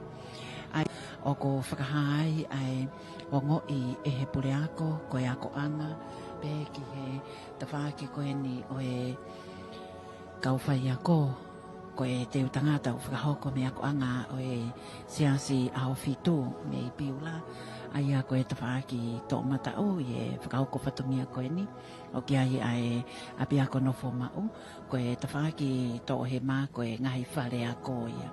pea ko e ni heni o kinau tolu ai kauwhai ako iai foki ai whatongia taru e nau whataki mai i he ongona ai tāla whakamamahini me a taua o tisema mohono tauhi o e apini ko hi ko e ngahi o wau o whakahoko i tōngani. Pea kai ke ngata pe i e whanau wako lorotonga mo e mātua tau whanau kana e inasi foki ai pea mo e hau ki ako tutuku o e korisi i piula ko uhi na nau manatu me lie ki he taimi o e mea mai ai eiki no pele o i kai ke ngata pe ia eiki no pele maafu te vita unga ka o ko pehe foki mo eiki no pele maafu to koi aulahi ko siosaya lausii ko e kainga loto e siasi ao fitu nau tālolo ko ini i he taumu a ko ini o e whare whakataanga wakaua o e siasi ao fitu mo e kolisi piula ai au ku ai tawanga i he tupenu Pea mohono teu o i kai ngā tape ia lanu wāleti ka utāwani ai. Pea mo e tupenu lanu uri. Pea koe no fo'i e hongo kauhala o ko kau foki ai kolo koe ni i lahi o i ngai business i iki tāo taha o nau whakahoko. O ke kai ke ngā tape i he ngai nau e tā whalani koe ngā ue koe ni ki he whakamaketi koe hi koe kau tangata o tōkanga. Ka ko kau ki ai pia mo e tale niti hiwa he koe mala e ia o e kāinga o maafu to koe aulahi. Aia koe ngai whamili o nau whakatahataha o ki ai bakai ke ongo kauhala ai anga o whakaapa pe mo e tauhi koe sentai o polisi whakakolo pe o ko pehe pe foki ai tala whakaapa o whakahoko me he kāinga o maafu to koe aulahi i vaini. Aia koe bakai koe ni o ko mahino pe ai tawhaaki matani kolo koe ni ki hahake a vaini whawhaofa ai teu o whakahoko me he ngai apinofo anga whawhaofa no ngai ngowe ka i taim tatau pe o ko kei kanoloto pe ai whakaha o e whakaapa koe tengi hia koe uhi koe kaupo uri koe ni ai otu o kawenga pe o ko tengi hia ai anga o e tauhi ai kāinga ai a koe taene o e ngai kauta business lalahi me vai ni ia ngai pe whakatau a ki koe ni pe ia pa mono ngai koloa ki ai pe mo e tawha ki koe ni o whakatau anga mea lele koe ngai whea pe aneongo e whemu ikina o e aho ka koe mō miniti a koe ni o kutuku ai mea kotoa pe lula kai whakaha ai whakaapa ki he eikino pele mautofi a o vai ni i he wakai koe ni ai anga o e ngahi teu o nau whakahoko o ko taki taha mo ona pe hao pe ki he tau leka o ko kau i he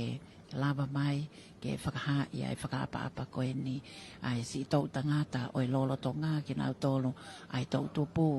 kai o maafo ki a ki nau tolu ai si ngai wha e koe ngai tamai pe koe ke ngata pe i e vehala ka kua pe ke nofo i mai me ngai api nofo anga o ko silongo koe fotuaki koe ni ki he foi ngau whio ki ai koe ai esi o tau whaahau me he kolo koe ni ko vai ni koe whanau i ki pe fo ki ai wakai koe whakatauanga mea lele o nge koe neulawe ki ai o ko i ai pa moe wakai ki ngahi whakaapa koe ni o whakahoko me he whakainga o e eike no pele kau foki he koloni ai kolo ki ai kainga e sia nau whakahoko businessi ka i he taim tatau pe o nau whakahoko ai whakaapa o ko kaunga i nasi pe he o ko whai ai whiohi pe mo whenga we aki pe koe whai toka he ma pe mo matao ke whai ai whakawhiao ki he whakaele o whakaosi koe whakaosi e hame amai a eiki no pele ai au ko mahino pe koe ngalu tuku e ki he tofi a pe amoe ko ese ne o tau whaahau e tawha ki tō matau hangai koe a ki he potutahi o tonga ka koe ni i he tawhaki koe ni ki o tā o ki ai fōki pe amoe ako loto o e siasi o si sukalai si o kau maoni oni i ngai aho ki muini ai a ko pakilawia i he tau moa no fo i mai koe ni mo tā lolo ai a ko mei totofu pe a e kāinga i he nau no fo i koe apitanga polisi i vaini koe whakaapa me officer Melino ai mahino koe ni ai whakahao e whakaapa ki he mea whakaeiki o ko iai e ofeina lahi neongo ai haa koe au e mawhanau e ai a koe ni mawhanange ai e ai e lolo tongani e kua hoa tā maari pea wakai koe a ki he whakahoha au whakahoko he taimini kua o se ne mini te wanoa me he taimi ua he taimi koe a tongani pea u whiunga tōnuia pea moe whakahoko ngai ni o ko lai tā aho no whakahoko ai ngai fi whakatau a ke o lau e tō kakawa i tō kanga ka o ko ikai ke toi hoko atu ai ngai ngā we koe ni kai taktaha whakatahataha i e tamai e whae a ke nau tōlu ai whanau ke whakatahataha mai ai whamili ki he hongo kauhala ke whai ai tā lolo ke whakaha ai whakaapa koe ni ke a te nau tōlu ai kai ngā oi eiki no pele koe whakaha ai whakaapa ki he mea whaka eiki ai au ko taktaha mo ona pe ai whonga o ko whai ai whakaha oi whakaapa o ko ngoi apasia mo oni lepusi ai mo ui ke whakaha i koe whainga maari e whakaosi e ke te nau tōlu ke nau whakahoko i he whakahoko whatongia hanga tonu o ko o ato me he whakamapora lea pia moe letio i he live stream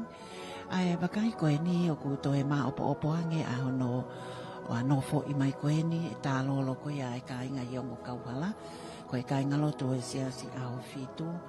i vai ni o ke nau tolu whakaukwatomia me ngai whare koloa e ka inga e sia o nau tā lolo mai mo ke nau tolu pia o ku nau whakahoko koe ia ai whakaapa o molu malo koe ofisa polisi e o ko whakahai whakaapa ke nau tolu o ko nau lava mai neo ngoi whaingata whakai sino kai mau inga ke whai ai whakaapa whakaosi ki he eiki no pele the right honourable ke nolo no pele maafu tukui au lahi ai au ko iai lawe i ai ngahi te unga koe ni kai ke ngā tape i he te unga lan uri kai mahino pe koe a wheni i he tapaki koe whanonga ki longo teme me he loto mai ni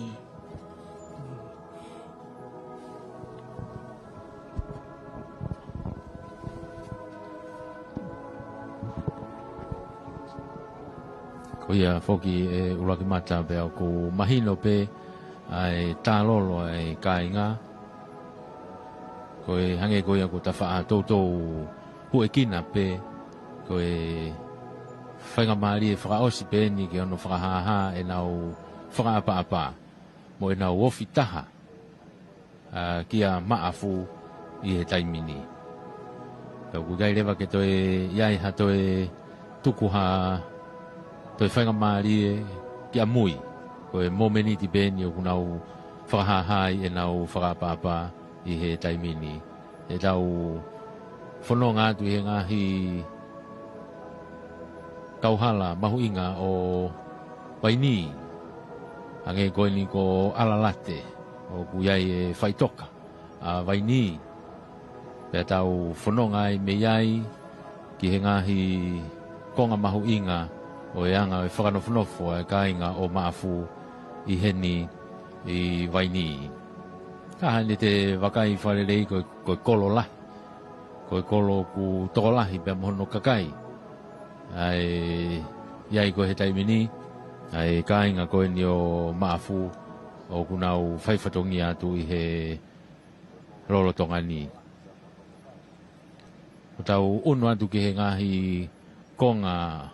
o e kie o e nofo. O hange ko otu kie, ko mounga kie, ko taanga kie. Pea oe ki mea anga, ko ongo kie ia. Ka koe ngahi konga mahu inga ia o anga nofo a waini ia e hange ko esi o tau whaahau mo e vai o kuwhere e whonu. Kari o pure mo hu whangalupe. Kau ku te kai ke tau wau ki ai o tau kei whanonga tupe i he i mua pe ia i he ngahi wheitu u koe ni. Kau ku mahino o pito e apau mo mea mai ki he ono whawhotunga e he kāinga koe ni o maafu e nau whakapapa. O ku nau punou. O nau tālolo pe o nau punou o o mahino koe nau whakaha ia nau whakapapa mooni. Pea oku koe uloaki pe oku nau tālolo. Koe uloaki e nau whakapapa, pe oku nau punou, pe oku te wakai foki he ni ihi. O e ngahi whae,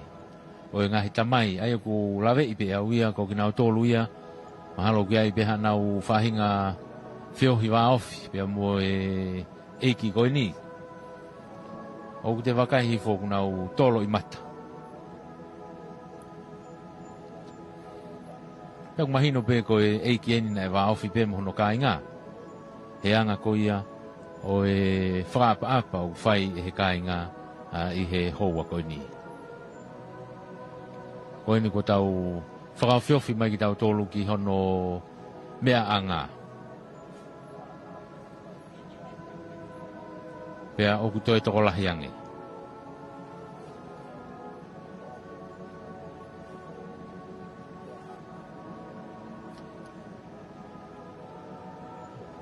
So saya lau si maaf. Ka koe kai ngā eni oku nau tālolo mo whakapapa, whaosi. I he houa koe ni.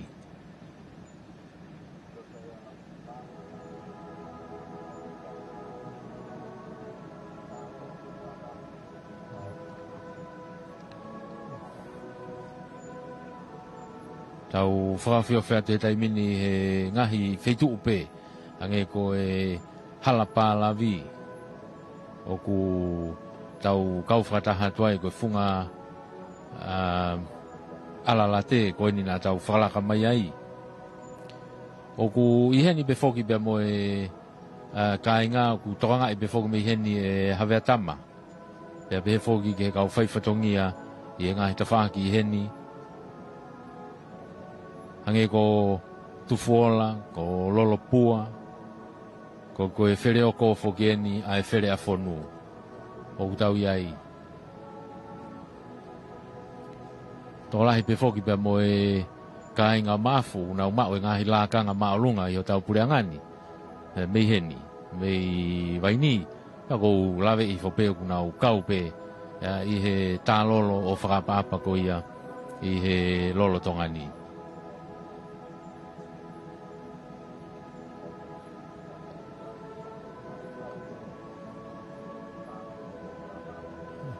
I ono ngahi apitupua ko ia o waini ai otu kie, ai mounga kie,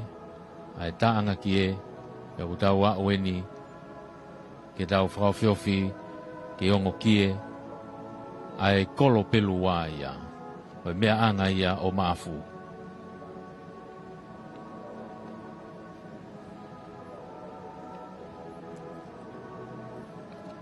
E tāne whoki a Seosaya lau si maafu bea mo Princess Lavinia mata o taone i he tau tahiwa walutaha. Nei ai koe e nao ngota maiki, toko ua, eiki te vita unga tangi tau, bea mo eiki Lavinia whangake hoa mo whare ono, bea mo i makapuna e toko walu. I he taimini, i he ahoni.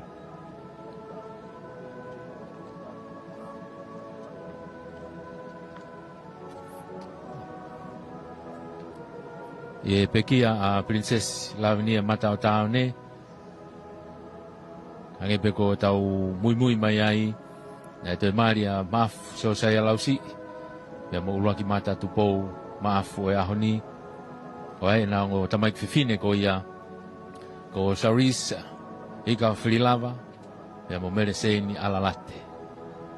Ai ko kinaua pe ia kunai tongani. O kuna whawhe ao. Iena eiki. Ke ono whakakato ko ia a hono mea whaeiki tongani. Na iai befoki bea mo e whanau a maafuia. Na iai bea mo orisa whinau. Na iai bea mo ahongalu pane pasa. Ka kuone malolo. Ko lewa niua, ko holo pe tuu he koe ngalu e fasi, ko ko Ekaterina Elizabeth pea mo handeri ko te whanau pea a maf tuku iau lahi au peki ai ahoni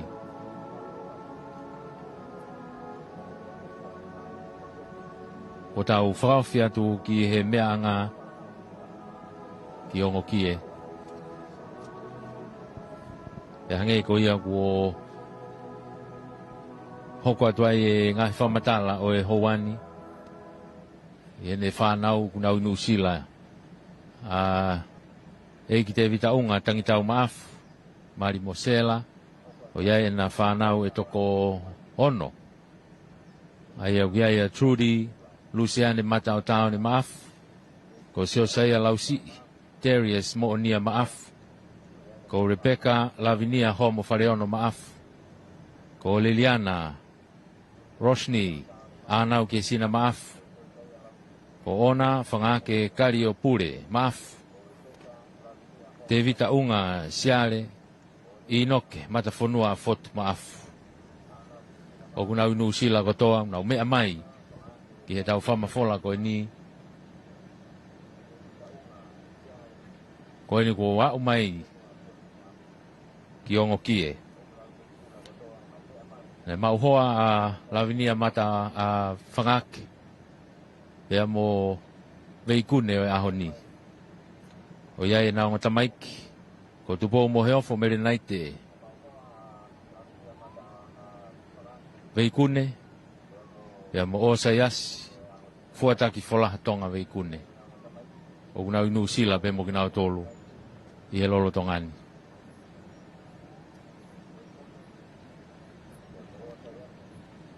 Kau hawea tama vea mo e kainga ko ia o maafu i heni ke whakapapa whaos. Heni e pule whakawahe maalolo ko ia o Paini o William Sisfa vea mo e kainga wahe hahake. Kau maafu ki e whare o matapure o Waini tau kau whakataha tuai i he Houani hono whahaha e nau tengi hia pea mo e nau whakapapa.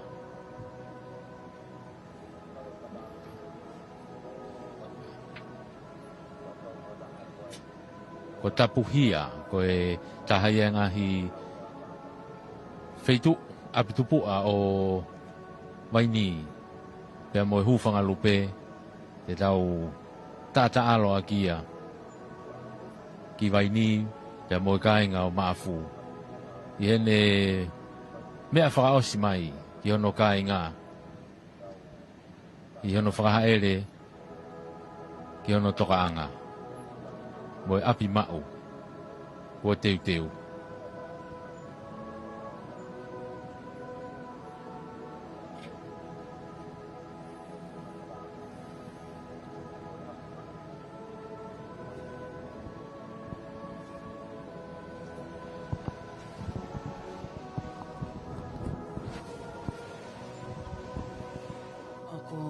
Foki ai labe i he whakapa-apa o ko whakahoko he kāinga o e ki no pele. O ko haha morofia foki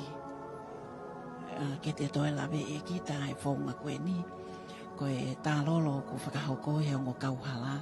Ko e hop e ki whawhine o nau whaite ki nau tolo e. Hop e ki tangata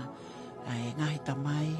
Ko ki nau tolu e ngai kawha ko lotu maongo ki e kai umaafo ki a api hala pe mo e toenga o e ngai kawha o e ki no pele maafo ai anga koe ai wakai ki he nau tā lolo o nau puno pe a hanga lewa ho nau fofonga ki e kele kele. Ko e ne toki pāsi ko ia ai mea whaka eiki pāsi mo e ngahi mea lele e hongo fulu ki moa pe te toki lawe i lewa o ku nau hanga hake. Ko anga ia wakai ki he tuunga o e me he kamata anga pe o e fotoaki o Waini me he ape ko hua tori tori o a o maieni ki he tawhaaki koe ni ki nuku alofa. Ai wakai koe ni ki he ngoi e manoa koe manatu me lie ki he taimina i whiohi. koe kalapo koe te fohe o kia I peo no ngai tala noa ona ai taimi o kuna wahe ai o ka bea mai ai no pele pe o kuna ngatu ke whai ai whakaapa kai woke kone hapea o te nau tolu pea o ku nau maa whana e anga o e nau whakawhiohi o ku whai o ku iai fōke ai lawe I koe hi koe ngahi fofonga ai ngai whae ki nau tolu ai tolu tūpo au whakamawhana ai wakai ia taime koe au nau hanga hake ai o nau fofonga o ku tō nau lo I mata pea au nau whakahai ai mātu aki o ngoi mo oni koe mātu aki o ngoi mo oni ai mawai koe ni he koe ngalo toko e o whakahoko e ki no pele pea koe whakaapa e o nau whai iho e towhia ko waini. Aia koe taimini, koe whakahaere o e mea whakaeiki o ko whiunga tonuia pea moe hō mai koe ni halalahi koe ni me wholaha pea hange koe a koe tawhaaki tohema koe hō atu ia ki he a whaama ai pureanga I noa lei. Aia o ko mahino pe whoki, ai kula vei atu he taimini, ko o si he ongo kauhala ia ngai mea lele whi whanonga ke ala pureanga, he koe tauhi peo e nau whakaapapa, na moe mea lele. Io, ke ai peho no tala noa ona, ai urungaanga pea moe toonga mo ui, ai eiki no pele ko maafuta koi au lahi o kune toka, o ku haa pea e ahoni. Io, koe tangata na e koe sōtia mo oni, koe kautaua ne a whio, pea neongo ai haa koe ni o e tōkunga o e ai e ahoni. Ka o kuhaa pe ono na tūla mono nau ona, I ngai whakaapa o whakahoko. O I kai ke ngāta pē me he ke nau tōlu ai kau ofisa me potunga o police tonga, kai pehe fōki ke kautaua ne a whio, ka o kau ai ke nau tōlu koe ai ka inga o ho whangalope. Ke nau tōlu nau ngawe,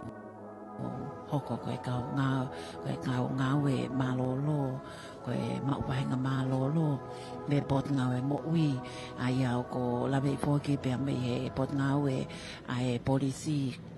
uma ai officer e palemia ka neongo kotoa koe ni koe ahoni o nau I he ongo kauala ke whakaha ai whakaapa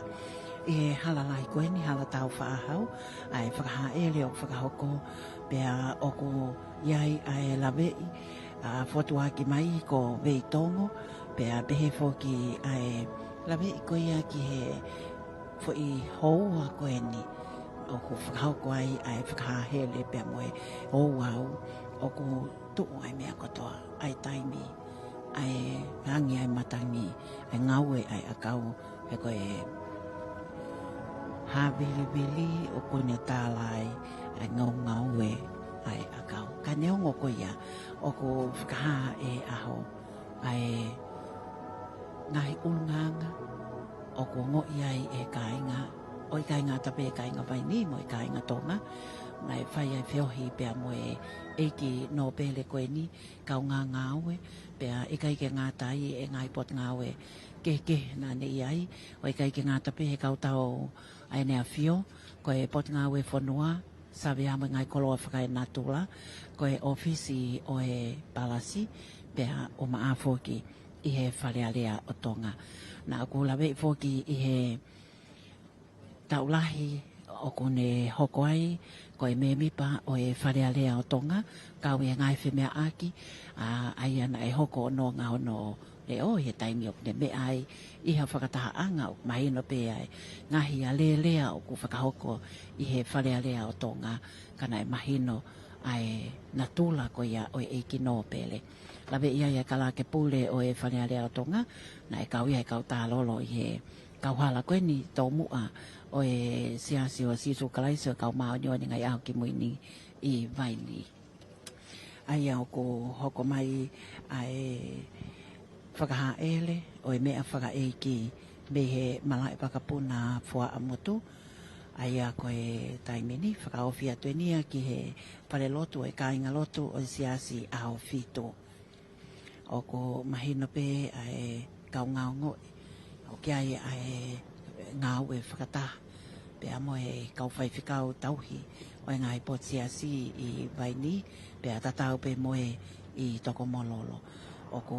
lawe foki e whakahoha ani ai e tōnga na ia e ngahi patongia na e tau hiki ai pea pehe foki ki e ngahi ngā ue whakatahana e whakahoko o i kai ke ngā tape i me ai whanua na iai pea hono ngai tāla na e iai foki ai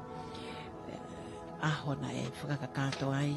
e ha elea e hau e whanua e nea whioa e tamatu i o tonga tama ko tu pou wono pea o maa foki ai hou eki no pere o haa bea ai ha elea e hau e whanua ai ngai tofi a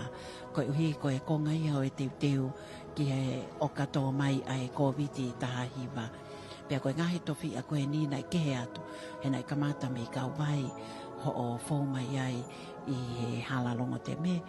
hake ai i vai ni na e mahino pe ai ngā tō ai kolo pe mawhana au pito pe nai mokoi e whinangalo e nea whio ke ne ha ele na iai e pare e turiki ko e ni o whakahoko ai e taritari ko ika whiri la vaia pe nai ne whakahoko ai tau olunga whakame ite ke hau e whanua pe a moe hou eiki no pele pe nai mea tonu ai a eiki no pele ma afu pe a koe tōnga ia ai mawhana he nai haia na e osi kotoa mai ai ngahi nau o tō kanga ai ngahi nau i hou ai fitua o ka toka teo ka hoko mai a ngai whakatamaki whakai na tōla pea taki taha whakaari e kāinga o maafu i mai ni ai tōnga koe au ki ai anga e nofo koe ngā ue whakataha koe fu uiwi pea whakaha ai mama o e nofo ai kāinga koe whiofo o whani whi vai aki whamatala ki ngai ngā ue whakataha ke ngā ue ke toka teu ko toha ngoue o ka hoko mai ai COVID i taha hiwa. Pea na ikai ke ngā tapei vai ni na toi a moatu ai anga koia o e taritaria ai ha ele ai nea whio kai o maafo ki ai kāinga o e whanua pai hou iki no pere o haa vea walahi ai kāinga o eik no pere maafu i toka moe lolo pea na ia mere seini o ne whakahoko ia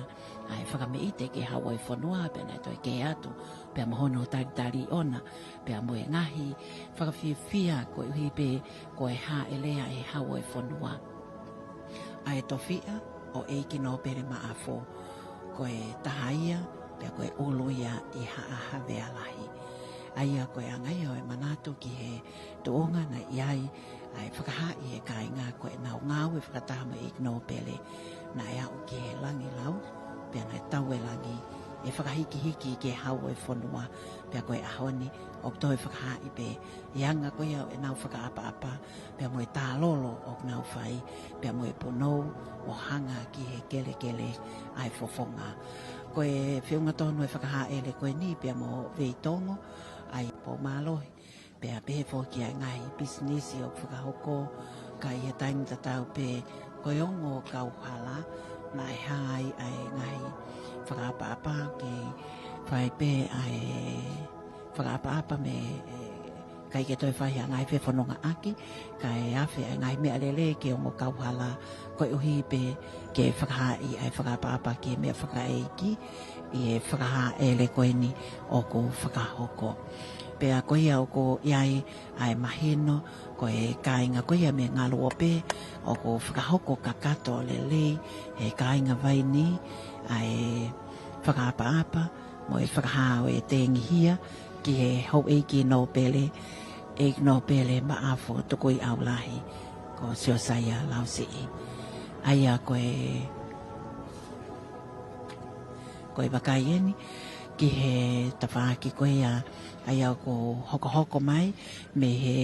tua koe o e mea lele koe ni o e komsoni whakamawhora lea tonga pea moe e malufitu poini ni ma i e whakahoko whatongia koe o ko o atu hanga tonu i he hoatani whakawhau atu he leti o tonga uraki e whae mai wanoa kai o maafo ke pesi Facebook koe tonga broadcasting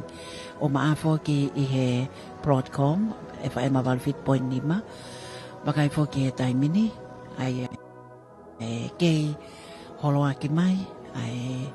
ngahi mea lele mea mai ai e palemia o tonga e tokoni palemia mo e hau e minista o e kabineti ko e hau e ki no pele a ene afio Aia koe taimini, aia koe kainga whiunga tonu ni pia mo loto haapai. Ai whakahoha koe iau ko whakahoko i he lolotongani. Pea mooni ai tuonga koe iau ko ia e whakahawe whakaapa-apa. Pea o ko hoko pe ai whakaha ele. Me ngahi mea lele e kai ke ngata pe i he hau eik no pele, hau eik minisao e kabineti, kau ki ai pe mo e kau ngā whanonga, koe toua koe kau ngā ue, koe kau ngā ue koe e pot ngā ue whanua, sabe a mga kolo whakanatula, ok nau i he pasi ki nau tolu, ok tongalahi au pito ki nau tolu, ai kau taki e ngai baa taktaha o e pot ngā ue, pea o maafo ki he ngahi whamili, o gai whainga Mali ki nau tolu o nau whainga mali o kai ke ngata pe i he kainga waini ka o kiai pe mo e kainga koe ni green ai au ko iai kainga me e weiki o ko iai foki ai lawe i he houa koe ni ko loto haapai pe a hoko mai iai i he tofi a koe ia o eiki no pele tui ha te ho koe hoa tā koe ni mahino pe ai mawhananga ea, ka neongo ko ia koe whatongi. O ko whakakakato pe a lava lelei. I he whakahoko whatongia, ke ono o ato i he ngalu ea, o whakamawholanga tonu ke inasiai, ko hi koe whare ko ia o eikno pere maafo tuku i aulahi, ki nau tolu ko ia me no sila, kai o maafo ki me kainga tō ngai muri, pea o maafo ki he tapakeke he o tō ngani. Koe whatua ki mai koe tawhākieni ai au ko iai ai University of Pacific Tonga, koe vaia i tō ngani, pea hoko mai ai College Tonga, pea o maafo ki ai hifo atu ko ia i funga atele. Ko ia ko wanga pehe, ai whakaha ele ko ia o e houani.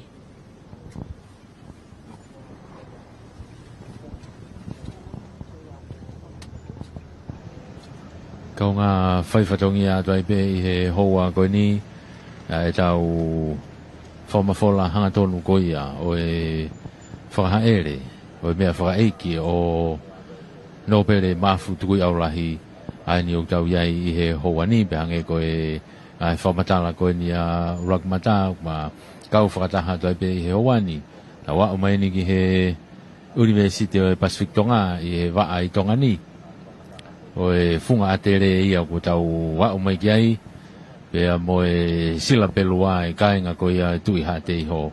i he hoani pe aku whatonga i pe whoki e urakmata koe tawa o mai koe ki e ofi mai ki kolo o kuto e lahi ange mea lere ai o kunau tuu afe ki e kauhala mahino pe whoki koe tawa o ki kolo ki whemo e kina e whewhanonga aki ka koe o mata o koe tau tolu e hau koe mei kolo mahino pe hau ia ho tau kauhala mei ho tau tua o ku kiu mai na toria mei muia a koe tawhaki koe ne whanonga mai me kolo o una wafe o tuu he kauhala tō mata upe kai whahoko kai whahaere atu e mea whakaiki i he tau whanonga i he hoani koe mala e mana mo ui koe ni uku tau iai i he taimini pea moe kei he sila pelua e pe i ha teiho i he hoa koe ni pea moe uno atai peheni ke tawa o ki he funga atere mo e kolistonga ka koe funga mana mo ui ene o tau iai he taimini koe whare mamata spoti o atere ka koe whaha ere ia o e lolotonga ni o kui he hala tau whaahau i ha teiho i he kolistonga he taimini o ku whanonga e whakaha ere. E teo ke hifo atu ki he spaila o e spaila koe ni koe o ku afe ki he hema koe a utari me iai, koe hanga tonu ia ke vai kopuna, whanonga i ke whunga tufu mahina, o whanonga i pe me iai, ki tofoa, ki vaiola. Ai ko ta osi whakaofiofi atu pehe taimine e whakahaere, i he lolo tongani, te tau wau ko ia ki tofoa, ki he whangahu ko ia ki vaiola, uke ai pe tau timi foki mei vaiola, toki kolosi iai ke nau whakakato mei ai, ai whakau ko ia whakahaere, pea mo hoko atu ko ia ai o wau, pea mo tutuuni ko ia i vaiola, e whakahoko kia. Kakmahino pe ngai tutuuni, ku i kai ke te e whaepa pe me iai, toka pe me iai, o tari ai ki he ngahi lau aho ko ia ku whae tutuni ki ai, i he malu i ngahi tutuni o e COVID tahiwa, pea me iai rewa, e tau whahaere hanga tonu pe ia ki Tomololo, ki huelo hangai ke whakakato me iai e mea whae ki me iai. Ha aho ia e toki whae hano tutuni ke whakakato ai ai mea whae ki Tomololo. Ka koe lolo tongani tau ko te taha whogenia e kololahia o ku tau whanonga e whahaere he taimini ha te iho funga tere mo hifo ke sila pelua pea mo e hononga hi o ku tau whanonga tuai he taimini ko te taha whogenia e kololahia aia koe kainga ia tui ha te ho. Maino pembo e kainga ko ia lava ka mei pea. Mo toki mea mai pe ka pau mo mea mai rotonga mea mai ke tau live streami. I long e nau whakapapa. Makehe nau toluia. E kai ke ngata pe ko ngahi funga waka ko ia o tala tu whaholo. Ka koe to whipiki tai taa. Ai kainga o lava ka pea mo mafu tuku iau lahi ka koi ai ni utau whanonga tu he taimini e whahaere i he sila pelua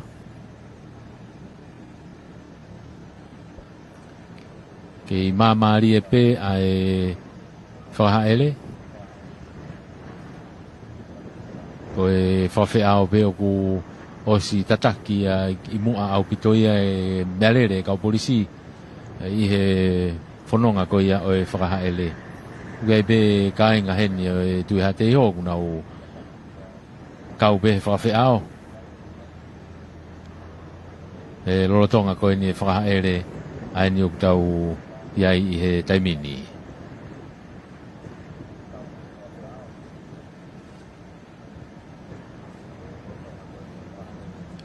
Kei alomari koe whakakato ko ia e whakahaere mga hi o wau koe ni i e whunga ia o e lao lele ia natula pea alomari e pea hange pe ko ia ku matoutou hoi kina aki a e maafana o e ea neongo pe neongo e maafana ia o e ea ka o kui kai tuku ai a e whatongia o kei whakakato pe o mea mai pe ki he ngahi ata koe ni utau whamafola hanga tono atu koe ni ai whanonga atu ai whakahaele i he ngahi kolo koe ni kua tau wau ki he ngahi turiki ko ia o pea pea mohono ngahi matapa ange ko ia ko tau whanauna ua ki hono tala o ngai matapa ko ia o pea moe niuwa kai o kutau kau whataha to koe mātua ene sastonga unau whaiwhekau moe kau tau whanua kau he whakapapa hange koe nau lawe kai koe kainga koe nau lawa ka o unau whakapapa mo ki nau tolu makehe kai ke ngata pe koe hawea lahi ka koe toe whipiki taki foki he tātaa ai alavaka ko le tamatu ia o e ahoni pe mo maafu tu ia ora o kupekia o fahaere i he ahoni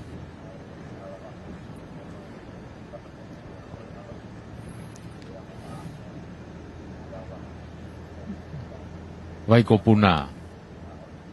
o ku fai e fahaere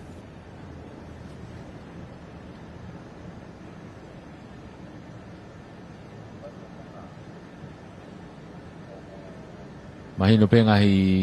fai o ngahi lanu o e lanu o e mamahi valet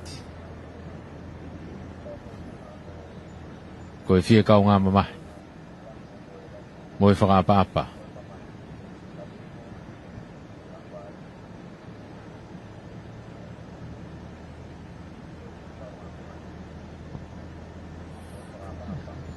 o tau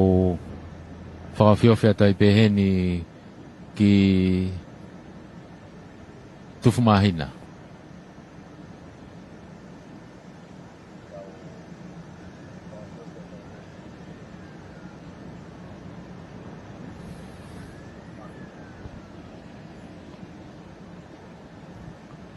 Ai koe spaila ni he humei tomololo ko no wa uge whakahaere he taimini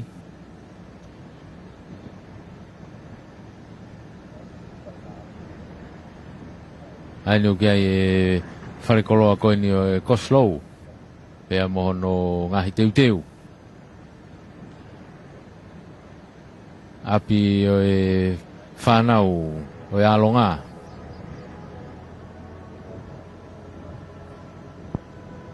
o ku tau iai he taimini pe ku pe foki ke api ko tufmahina pe mo e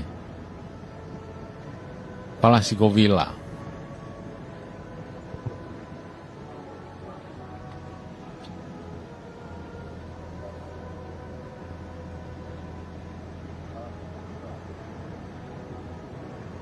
whakaere ai mea whakaiki o no pere mafutu kui aula. Ki hono wharetori o ku i Vaiola. Tokai ki he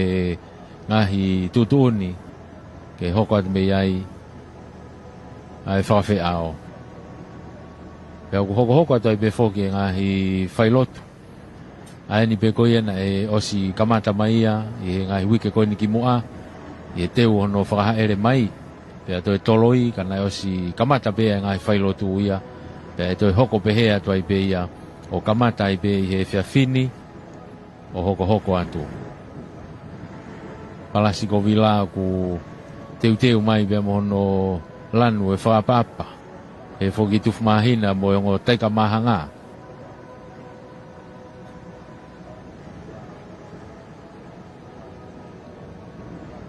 Matatoa mo Poutaha. Ko i ni tau iai he taimini e whanonga ai whakahaere pea mo mataki eua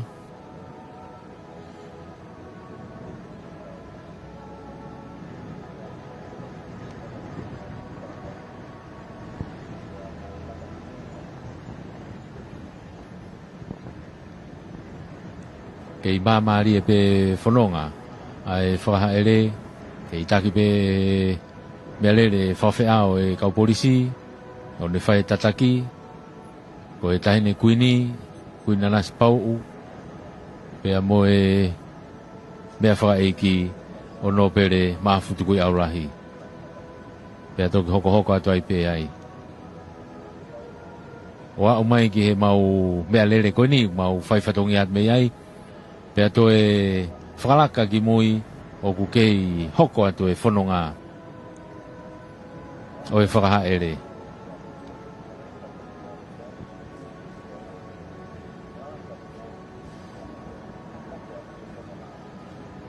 Ko tau talanoa koe ni ki he whewhanonga aki ko e manatu merie, taha ngahi manatu merie o e family ofi o seo sai alau si mafu o pehe ko seo saya lau si I ko no mana ko e Pascala. O kune loto mau pe ke ne mau e Pascala fo o kone asi peha ke nga fo o e Pascala ko no loto ia ke ne mau ia. Pea ko no moni na e whakatori na ne mau pe ai ne ngai fie mau ko ia e taimi ko tō pe.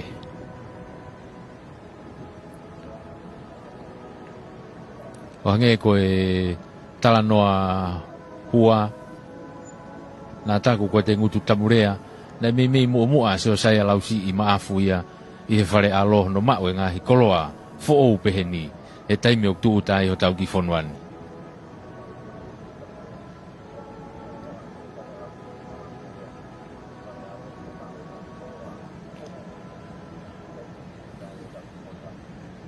Whakaere kua oe ki he spaila koe ni I tofoa. Kei hangatonu pe I he halatau whaahau. Whakawhio whate taimini ki lawenga maari e.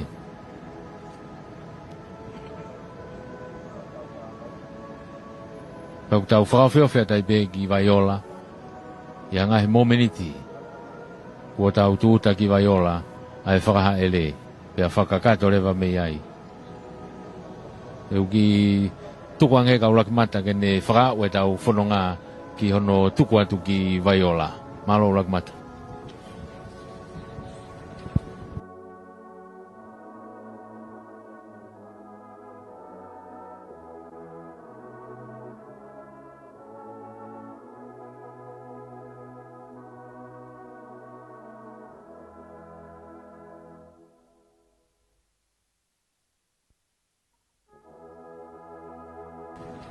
Ko ia o ko ia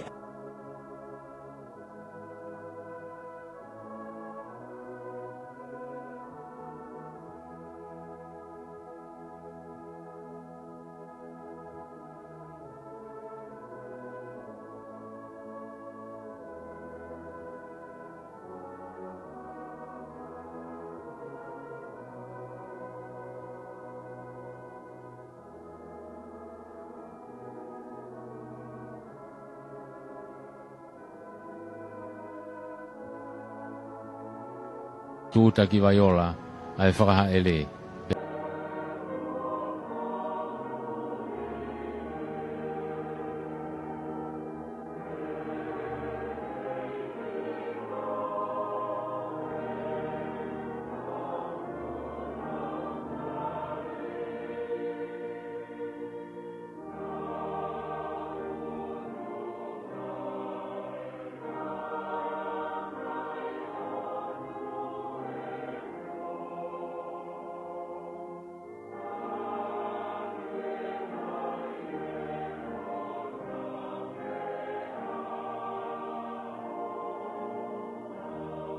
o ia lewa ai whakapapa me ngai mea lele whiawhi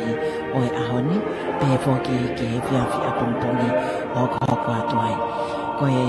whakawhi e lawa pe ke tau to e inasi whakatahi e whakauko whatongia koe ni e kaunga whakauko whatongia ai komisoni whakamawhalarea tonga mo e Broadcom. Ai a koe taimini o ko lākai ai korisi lawenga Māori hoko mai foki ai ngahi kautaha businessi pea pehe foki ai fotoa ki mai ai whea koe e tui mata moana pehe ki he senta whakafonua I tofoa oko iai foki ai lawe koe uhi koe ngahi pōpoa ki whekau ngā mamahi whakafou mai I ngai whaunga keke o whakahoko mai I he interneti I he pēsi Facebook koe ni pe koe takitaha mo ona pe I ngai pēsi tau taha whakahoko ai ai pōpoa ki whekau ngā mamahi o ko lawe fōki I he porokalama ai whakahoko whatongia koe ni ai toenga koe ia o e ngahi mea lele o nau whakawhi ao mai ki he whakahaele o ko whakahoko I he hoa tai whiawhi o e tu apole loloni koe aho tau noe ne mahina ko ti sema lau hoa pe pe tau ikuna ai whanonga anga e tau koe ni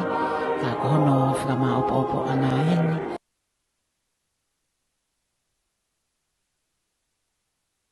pe moe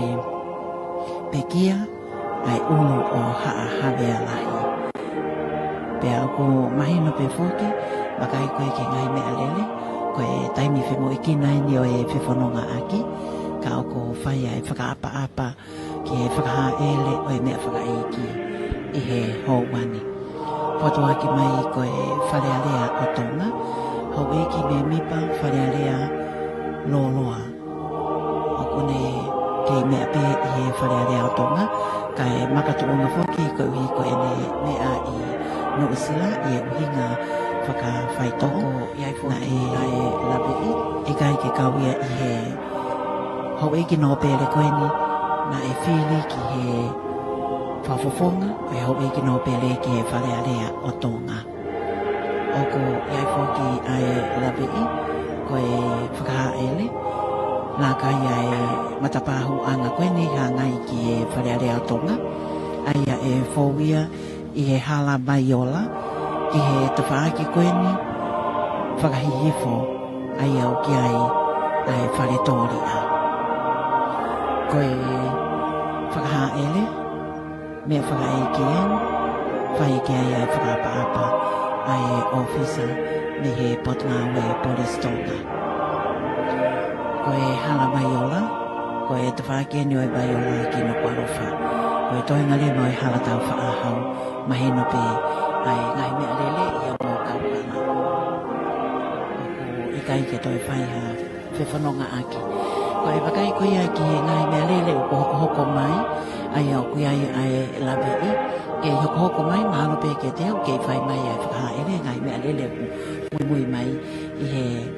korisi lawenga maari neongo ko wa e mea lele koe ne o whai ai whakawa a ki he tawhaaki, ki nuku alofa, ai au ki ai tau anga pasi ai whare mahaki mai ola, i he houani. Ko e aho ngā ue o ko whemoikina ne o ngai aho malolo Kirismasi ka mahina pe ai kei whakahoko whatungia e Potngawe mokui e kau ngā ue mo ki nau tolo ki nau wahia. Ko e lawe koe he taimini o ko wawa e whakaha ele ki he matapahu anga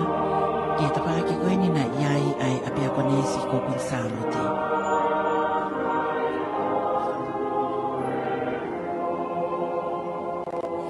Ko e mea whakaeki en,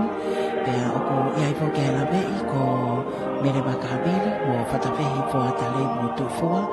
kau ngā whakahoko whatongia ke whakakakato e toi ngai ngahi o wau, te tau fokisi iai ki he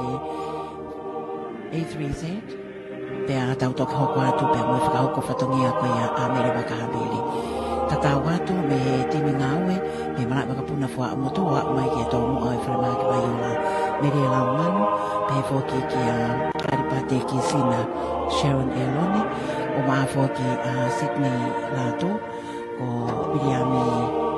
Pahulu, moana Elone, pe a pehe foki ki he toenga i timi, ai au ko kau ki a Phineas i tonga, sio sai a mawha pe a lolo hea ko a rakumata moala, maro a pito homo mea mai, ka mo mea. O kōkore ke whawhanga i ngā tāla whātāpu kakato o le tū mai whanua. Ko a whaki he ngalu ea i he whahoko whatongia kakato o e aho. I hono taritari, a hono whakaha ele mai o e mea whakaeiki o e eiki no pele. Right Honourable Colonel Maafu tukui aulahi. Pea o kia ia e whakapa makehe, kia ki nau tolu si kaupekia o ku nau tatoka, i he whakalake pā, i he whare mahaki o e api ko Vaiola. Ko e mea whakaeiki o e eiki no pele, ko ne tū uta i he api ko Vaiola. Ko Hilenia e ne pekia i Nusila, i he sāpate ko no tahaua o Tisema o e tauni wanoa wataha.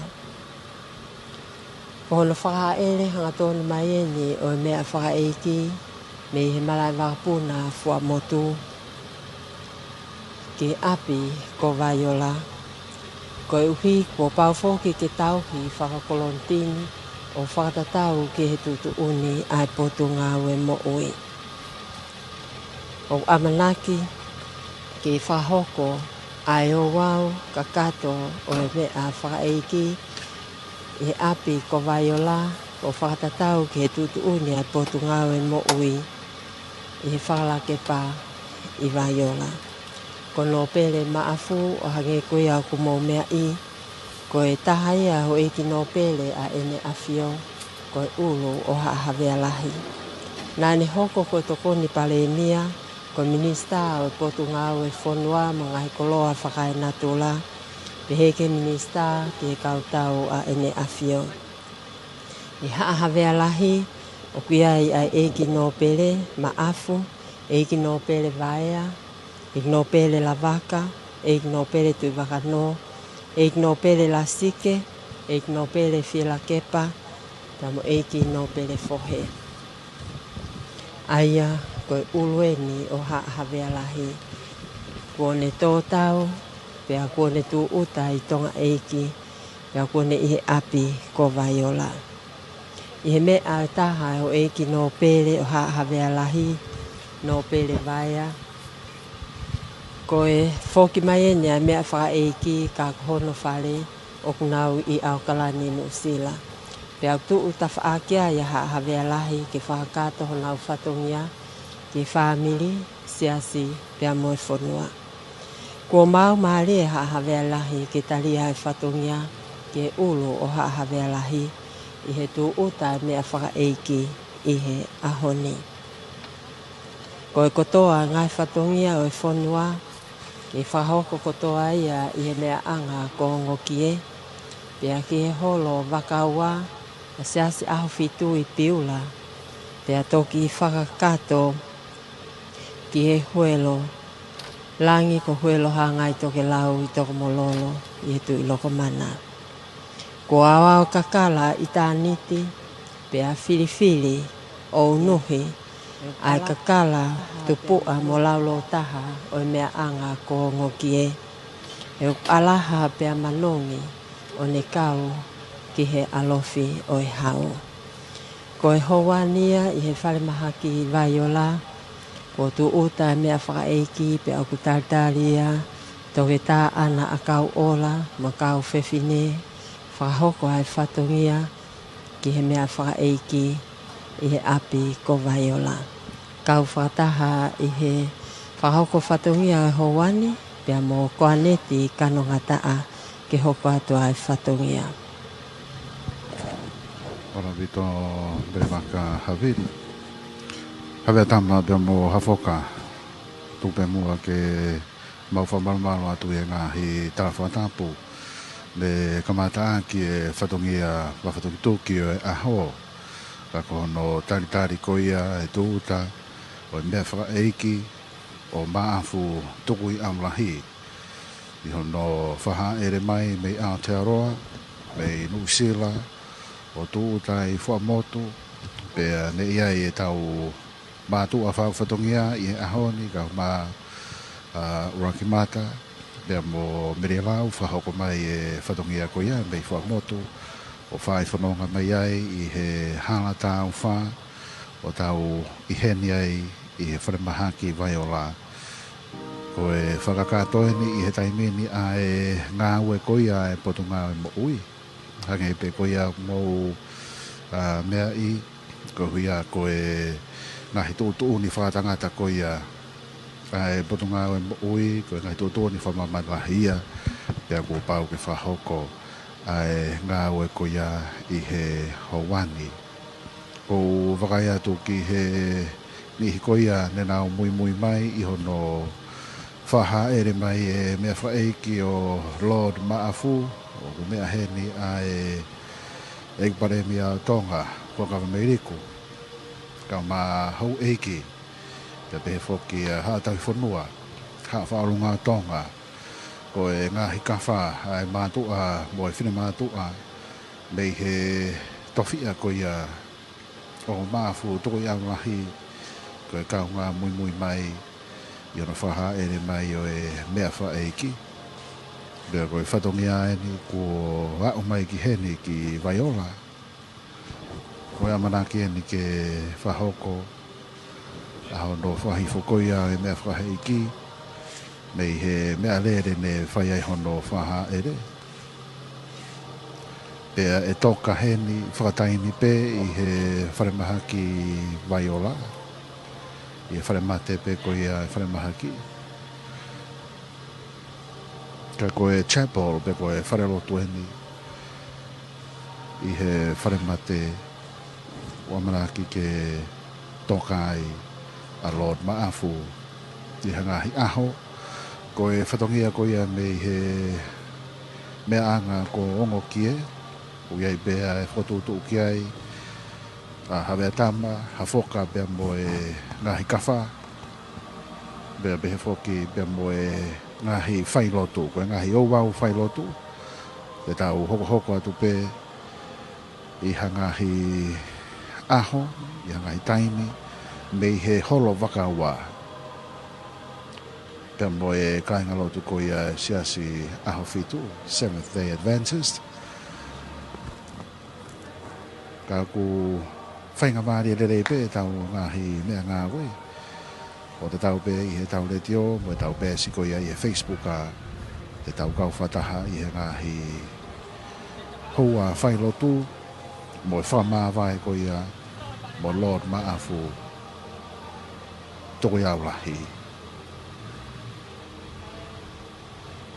hangewe ko ia mo mea mai ki ai i he tau pe siko ia he Facebook a tonga whahoko ai ngā ue koe ni ai ka ofisiane mei he poto ngā ue mo ui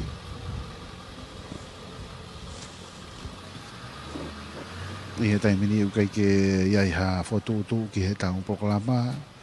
e kamataha tau whailotu heni kau iai pia e whangongo ki he hoko ko ia e whatongia o e aho malopito mrewaka Malopito ko aneti. Hange be ko ia ko mea i e he tonga ko toha pe ai aho whakoloa mai aho mau ingani.